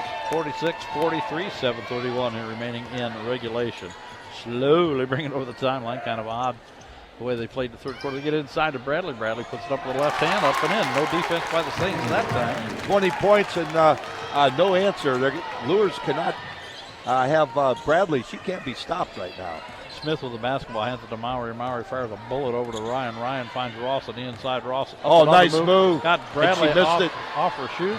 No good. Sturba gets the rebound. Ball still in play. And they're going to call a foul, I'm afraid. I think they're calling a foul on maybe on Kanapke. That's 4 if it is. Yep, you're exactly right. Kanapke on the push, which is why the basketball just kind of rolled politely away. 46-45, the Saints up by 1. 7:01 and to the free throw line goes Olivia Sturba, and Kanapke is staying in the lineup as we look down at Pixley's bench, and I don't see anybody stirring. 11 points for Sturba, but she's only 1 out of 3 from the foul line. Free throws are really hurting her. 1 out of 4. She got her own rebound. Back up, not fouled, and saved. Ross hustles and gets the basketball, throws it over the top to Mowry. She's got it in the right corner. Spins, gives it to Sturba. Sturba puts it up. Wow, good defense by Kanapke, and she got the loose ball and gets it forward for the Knights. Javens puts up a wild shot, no good. Ross does everything. Another silly foul, and that's 10 on Luers. And Johnson guilty of that foul. She's trying to take it away from Ross, 84 feet away from the basket. Probably unnecessary at this point at 6:37 to go. 46-45, Dwenger up by 1, and the free throw shooting machine, Ellen Ross, steps up to the free throw line. She is 6 out of 6 in the foul line. She has 10 points, but Kenny, because she never played much in the third quarter, she has not scored since the third quarter, and Dwenger's going to need every point they can get from her and everyone else. Beerbaum and Piglin's back into the lineup. Kanapke, which is a good move, and Dory Javens going to have a seat. Taylor Bradley's going to have to do all the rebounding and dirty work, but she loves that for Luers. Ross makes both free throws, 48-45, 6:37. A little bit of pressure by Mowry on the basketball. Badger in the Reinbold all the way down the floor. Kicks it to Biglins on the right side. Back to the freshman at the top of the key. Oh, she threw an elbow out there. That's got to be an offensive call, yeah. Mowry bought that a little. Pixley's going to get a technical if he doesn't watch it. Mowry bought that a little bit. She didn't hit her that hard. Mowry stumbled backwards, but she didn't flop, but she stumbled. Is that a new term we can use? Yes. Coach Pixley's going to have to watch it here. He's as red as some of the uniforms out there. Or his tie. Mowry gets it to Ross. Ross looking for somebody inside. Sturba didn't move at the right time, so he has to give it back over to Mowry. Let's see if there's a makeup call coming here. Mowry finds Ross. Ross, top of the key, gets around Bradley, puts it up and in. That's a smart play by Ross to go to the basket. Smart play. Beerbaum got underneath her. That was a good call there. Coach Pixley really barking at his ball club. 50-45 the score. The Saints up now by 5. He better watch it or he's going to, and she just fouled out. Yeah, that is her 5th foul of the ball game. Libby Beerbaum. And Coach Pixley is wanting a timeout. And the referee and him are having an interesting discussion right in front of us here. He has called time quite a bit here. He's got 30 seconds to change players legally. And he's called timeout also. Yeah, he sure has. So I think we're going to stay right here because things are getting interesting right in front of us here. We're behind both benches in the scoring pod here at Bishop Dwenger. Ellen Ross has 4 points, Kenny. She's taken over again. I wonder if that cost him a timeout, Bob, because he just sent the girls right back out on the floor. That's right. So I wonder if that tirade cost him one. 50-45 your score, 6:04 on the clock, and I think they're not going to charge him a timeout because they're not talking to Coach Ing. Because you do have 30 seconds to replace a player once one is fouled out. But Pixley was calling for timeout right when the play happened. Ross has 16 points and 8 out of 8 from the foul line. So she's in foul trouble, but you don't want to foul her because she's making everything she shoots. And it went in. So but she had 2 shots there, folks. Yeah, wait a minute. The basket was good. And all the chaos, the basket was good. She made that one because Beerbaum undercut her at the time. Dwenger only has 3 team fouls, and that's going to be big here with 6 minutes to go in the fourth quarter. Reinbold gets over the timeline, dribbles it high, got away with it, hands it off to Johnson. Johnson tries to get it inside, doesn't work, hands it off to Bigland. Bigland travels. That's 5 turnovers for Bishop Luers, and Dwenger has 5 also this quarter. The Knights expelled an awful lot of energy digging out of that 17-point hole. You think maybe it's now cost them the physical mistakes? That, and if Dwenger, as long as they can keep Ross on the floor, they're good, Kenny. But if she fouls out, this game will change on a dime in a second. Jada Smith with the basketball, looking to give it up to Mowry. Mowry guarded closely by Gray. Put the head fake on her, loses Gray a little bit, finds no pass. Oh, nice pass. Tries to get it inside to Sturber. Sturber misplays and there's it. a foul on Caitlin Ryan, I think. Bigland's got a hand on it, and Ryan got her hand in on the reach in. So that is the 4th foul against Bishop Dwenger at 5:36 in the 4th period. And that's their 6th turnover, and Coach Inge cannot be happy when you have a 6-point lead and the ball, you got to handle it a little better. 51-45 is your score. 6-point lead for the Bishop Dwenger Saints. They bring it over the timeline. Fake the drive inside, dump it off to Johnson. Nice move by Johnson. Got inside her, threw an ugly one up, got her on rebound, tried to throw another one up, blocked by Smith, fouled by Smith. That was Anaya Johnson playing very, very hard for Bishop Luers right now. She has 4 points and 2 free throws, but this is the hardest we've seen her play all year, don't you think, Kenny? Well, she's going to have to because everybody else is playing hard around her. She doesn't have any choice. She's that or she'd be on the bench. 5'4" junior. Puts it up and in. If Luers wins this game, free throws are really going to help them. They're making almost everything they shoot, and she has 5 points and trying to make another free throw. And she does. You don't want to foul her. Quickly get it into Smith. She's over the timeline. Right side drives right side. Johnson puts it up short. Rebound. Bradley knocked flat. And that might be 4. That's going to be 4 on Jada Smith. They're 2 of their best players now in foul trouble. Jada is frustrated after missing that layup. I don't think they call that one on Smith. I think they call one on Sturber. Wow. Sturber's 3rd. They're getting in foul trouble, aren't they, again, with Ross with 4. 51-47. It's a 4-point lead for the Saints. I would go to Bradley inside. The Knights have the basketball, and Bradley's trying to work her way in there. Well, although an easy drive that time. Reinbold's first basket, and she can do that the whole game if she gets hot right now. 51-49, timeout on the floor. Cleveland Ing says, wow. What a game here. Let's take a 30-second spot. You're listening to Redeemer Radio on 106.3 WRDF, Columbia City, Northeast Indiana.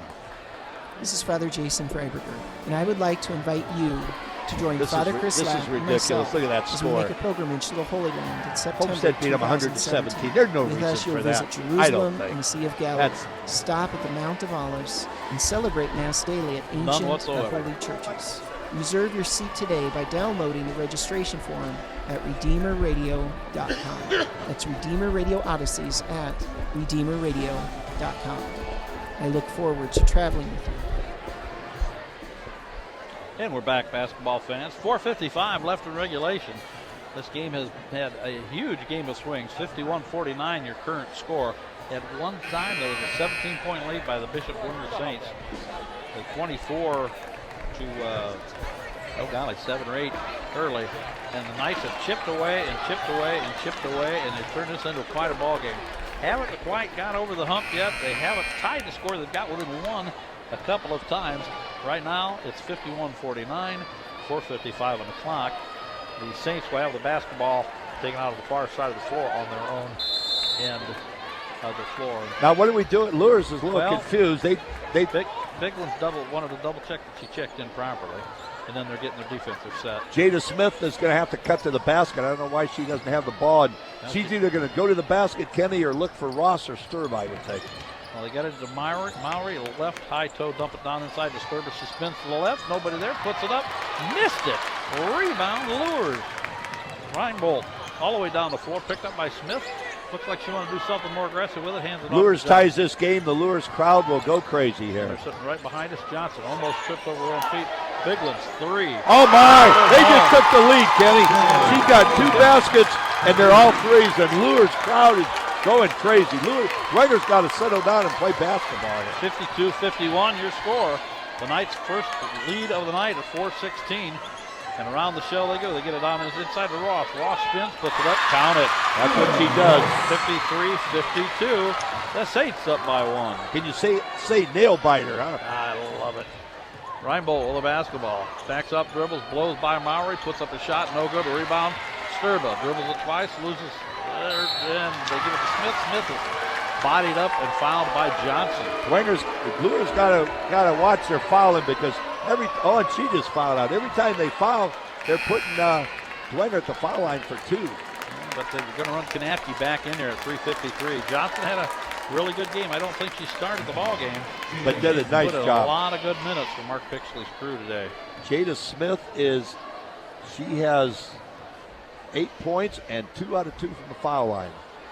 And free throws are hurting Luers, and that's why hurting Dwenger. That's why Luers is back in this game. They're making their free throws. She missed the front end of the 2-shot foul. Hit the iron 3 times and popped out. She's got the ball for the second shot. It's up. No good. Rebound Kanapke, and nobody even challenged her on the rebound. Luers can get a bucket here, Kenny. Then they can take the lead, and again, the crowd will go wild. Gives it over to Reinbold. Reinbold brings over the timeline right in the center of the floor. Floats to the right side. Trips over her own feet. Falls down, and they're going to call a foul. They called a foul on her.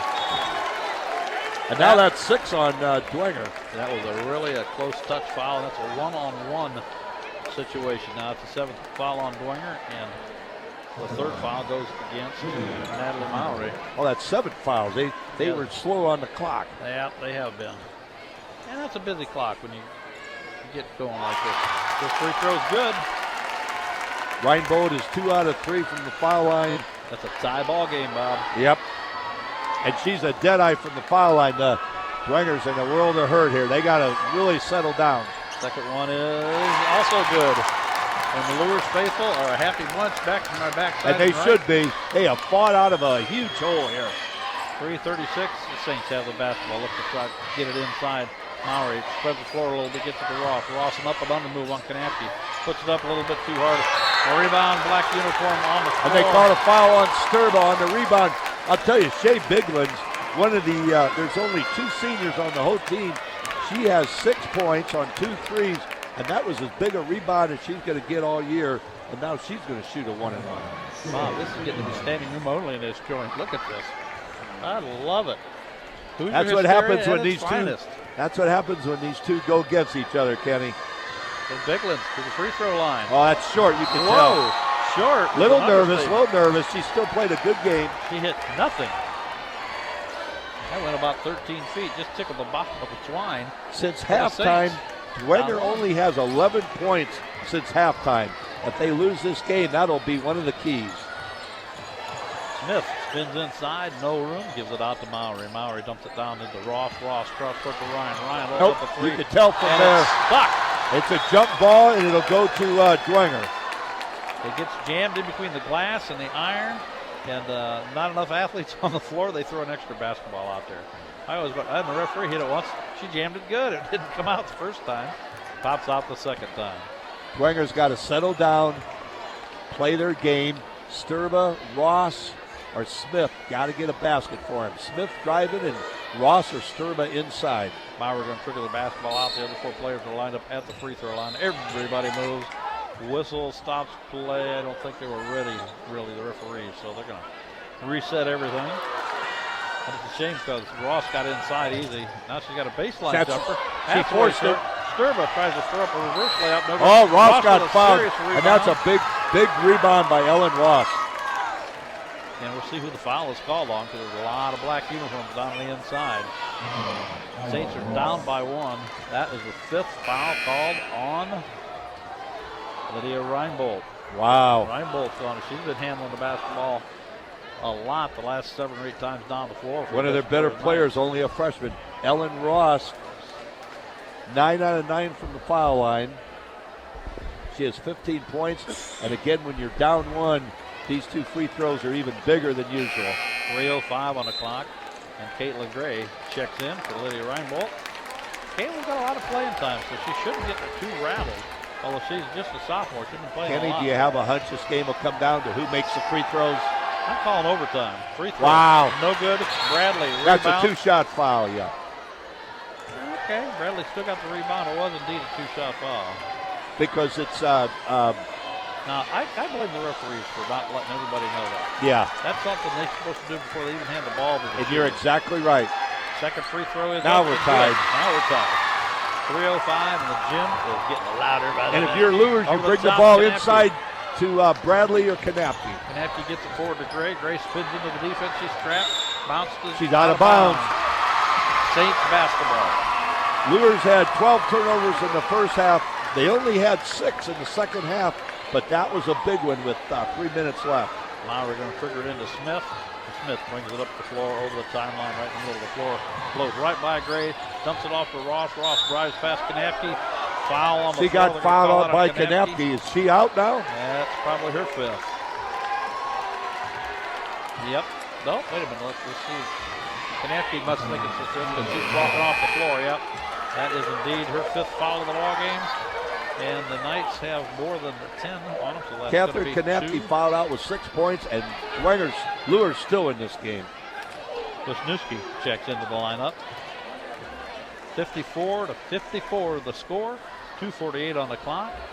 And the way this first quarter and first half started, you'd never dreamed this would be a tie ball game. Ross has 17, 18 points. She's making the free throws when they count. And Ross has done an excellent job of not committing that 5th foul, and that's probably the key to this game if the Saints come away with a win.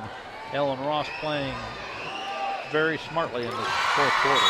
And that's a big basket for Bishop Dwenger. Timeout on the floor. The Saints up by 2, 56-54. We're going to take a 30-second break. You're listening to Redeemer Radio on 106.3 FM, Northeast Indiana.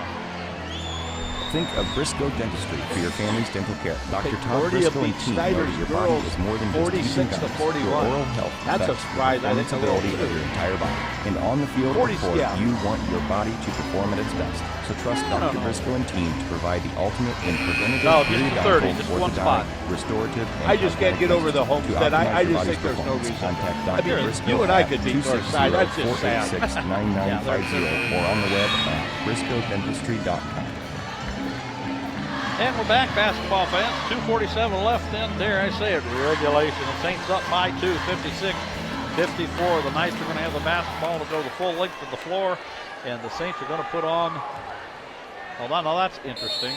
All 5 Knights are You don't see that on very one often. end of the floor, and all 5 Saints are the other side, just behind them. So interesting setup. Uh-oh, a lazy three-quarter court trap over the top. Bradley got the lazy pass. Fires one to Wisniewski. Wisniewski bounced pass too hard to Bradley. Kenny, that looked like they say in pro football. That play was not good from the get-go, was it? You're right. It just didn't work out as well as anybody on the Knights side wants. So the Saints have the ball on a 2-point lead. Smith drives, dishes to Ryan. Ryan gets it inside the Sturbis. Kicks it back out to Ryan. Ryan loads up his Boy, she isn't hit in the second half. Clear out of the gym. Maury gets it on the Big other rebound side. by Natalie Maury. And Smith with the basketball. We're at 2:13, and the Saints still have a 2-point lead. Crossover dribble, gets past Gray, throws it to Ryan in the corner. We're going to try and get it to the Sturbis. Oh, good hustle by Bradley. Saw that and slapped it out of bounds. So the Saints will retain possession underneath their own basket.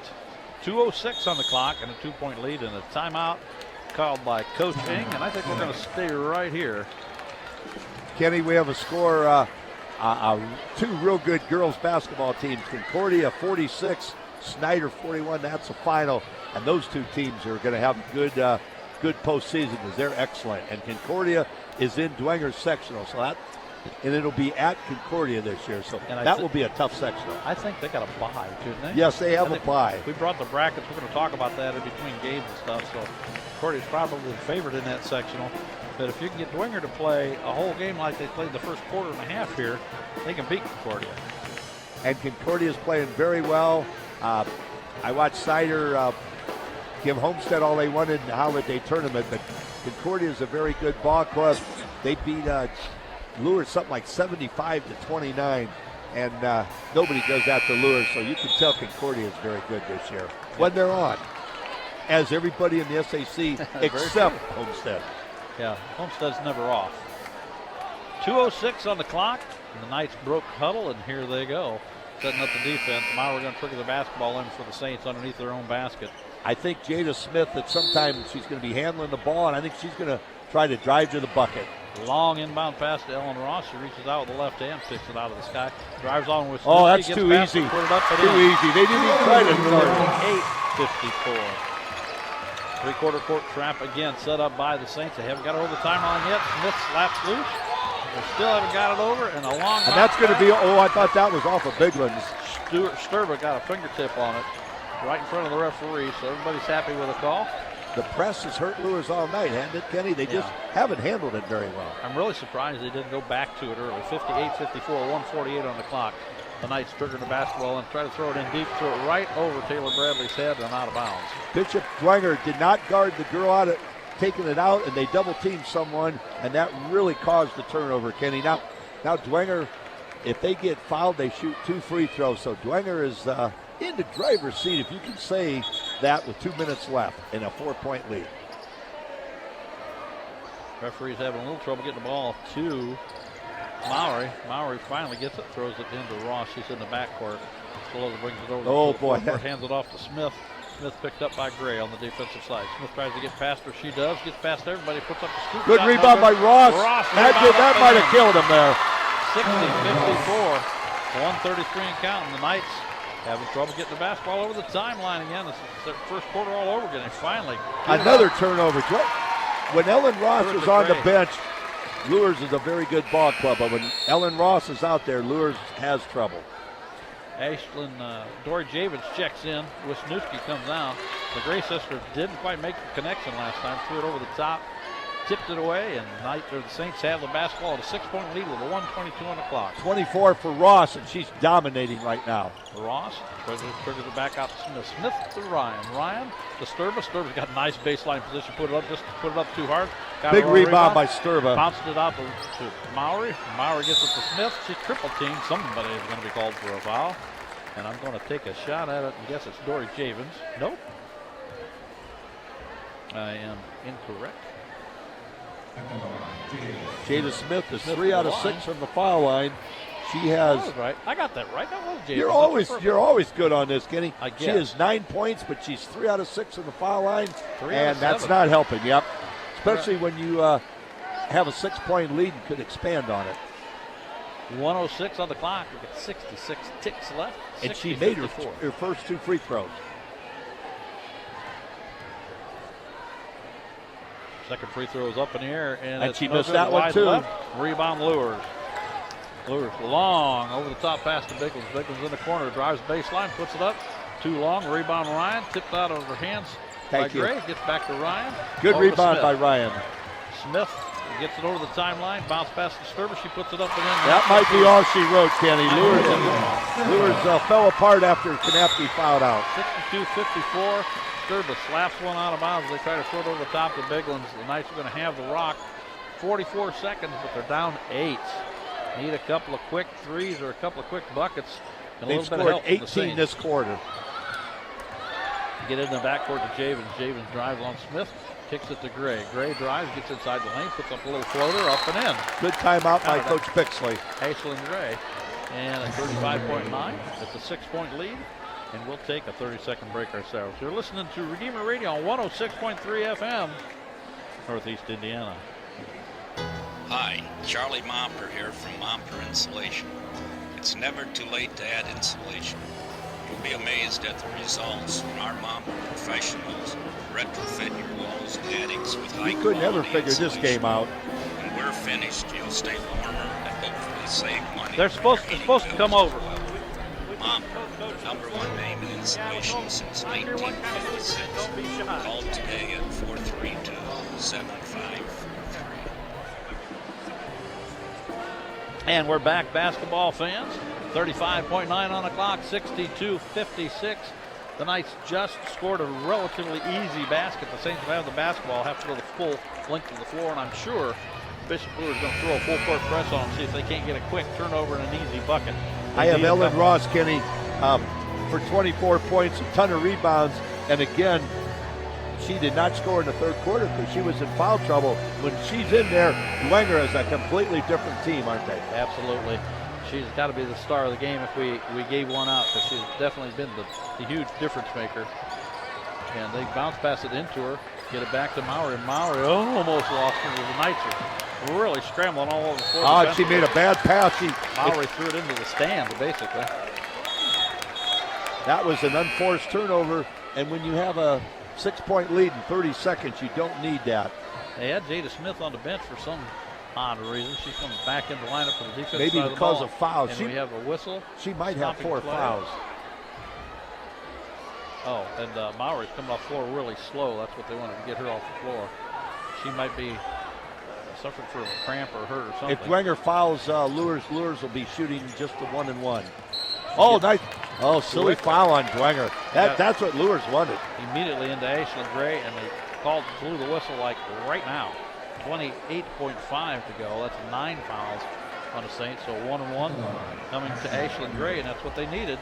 She has 5 points, and this is her first free throw. Luers and Dwenger, but especially Luers, they've shot a ton of fouls tonight. And a ton plus 1 as the first one's on the way. Brings rain, wide right, Sturberry, rebound. She's played a great game, hasn't she, Kenny? Wharton got her pocket pick from the backside. She takes a nose dive onto the floor, and she was fouled from the backside. Pops up like a true athlete that she is, and she can just land it right by the free throw line. She's looking very far to go. She'll be shooting 2 free throws. 23 free throws shot by Luers so far tonight. Caitlin Wharton saw her go wide right. She started jumping that direction. She's going to go get a rebound when she doesn't need to. That foul went against Ashlyn Gray. It's only her second of the ball game. At this point, I think it's almost a moot point. 27 free throws for Dwenger, 23 for Luers, Kenny. Second free throw is good. That's Grace's first basket. That was a big one. That's a 7-point lead now, 63-56. Over the top, the nice throw at Biglands. Just inside the 3-point arc, no good. Rebound, Jada Smith. She is fouled on the play, and I think that's going to be about all she wrote there at 16.1. It's a 7-point lead, and the Saints are going to go to the free throw line. So after having the most dismal third quarter I've seen them have in a long time, it looks like they're going to pull this basketball game out of the dumpster. Olivia Sturba, 13 points off the bench, 5 rebounds, and she's done excellent, Kenny. She's really helped them, and of course, Ellen Ross and Jada Smith. But those 3 girls have really played well for Dwenger down the stretch. Girls went up pretty tall, hit the back of the iron, no good. Score remains 63-56. Jada better work on the free throws. She's going to get fouled a lot. Bigland's comes down to the floor trying to sneak in the corner, but they're caught up with her. Second free throw is good. Bradley looks up, gives it to Gray. Gray's double teamed in the backcourt. 13 seconds. Bounce pass to her sister as they throw it over the top, and it's going to go out of bounds, and we'll see who touched it last. Referee was right there, and they're heading the other way, so the Saints are going to have the basketball and a 8-point lead and 6.8 on the clock. So Luers at 12 turnovers the first half, 10 in the second. 22 turnovers, and all their fouls have really doomed them tonight. And Jada Smith don't even have to bring it over the 10-second line. And the Bishop Dwenger Saints survive a really ugly third quarter and win the ball game 64-56.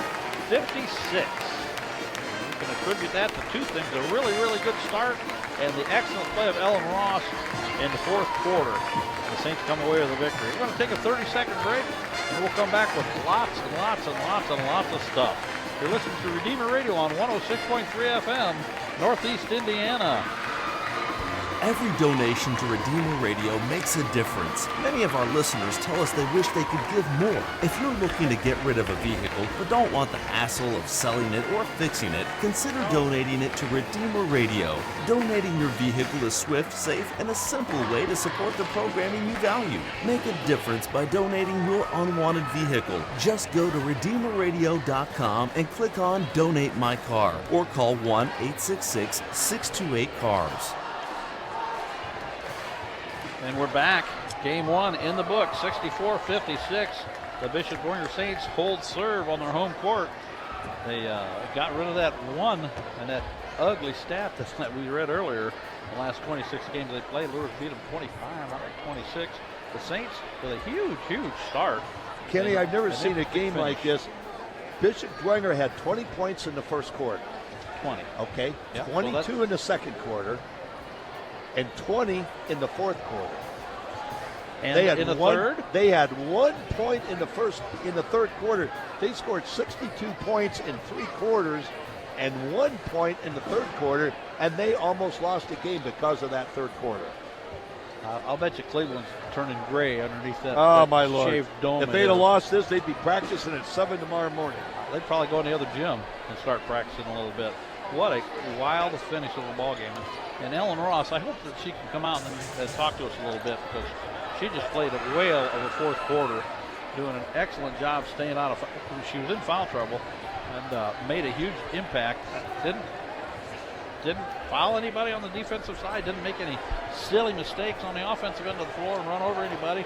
Played within herself. Hit her free throws when she needed to, and she definitely made all the difference. Ellen Ross did. I had her with 26, Kenny, and Olivia Sturba.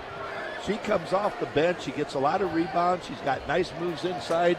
She had 11, and Jada Smith had 11. Bishop Luers with Catherine Kanapke in constant foul trouble. That really hurt him tonight. She's one of the best players in the area. She only had 6 points. Taylor Bradley really played a whale of a game for Luers, or they would have really been in trouble. Yeah, Bradley did a good job all the way through the game, so she fouled out fairly late in the ball game. She had 20 points and did a great job. Yeah, and the place is getting full, and I'm not moving because I had serious cramps down here on the bottom side of the seat. What a ball game! That was just a lot of fun. Just a very good ball game. We're looking both directions. We've talked to both coaches and asked if they could come up and talk to us, no matter what kind of mood they were in. And they both agreed to do that, but right now they're in the locker rooms with both their teams. They're cleaning the floor up a little bit. This gymnasium is plumb full of people. This is just what it's all about with when Dwenger and Luers get together, Kenny. And again, it's amazing to me that Dwenger can score 62 points in 3 quarters and only 1 in the third quarter. And the same thing with Luers. Luers had 24 points in the second quarter and only 8 in the first quarter.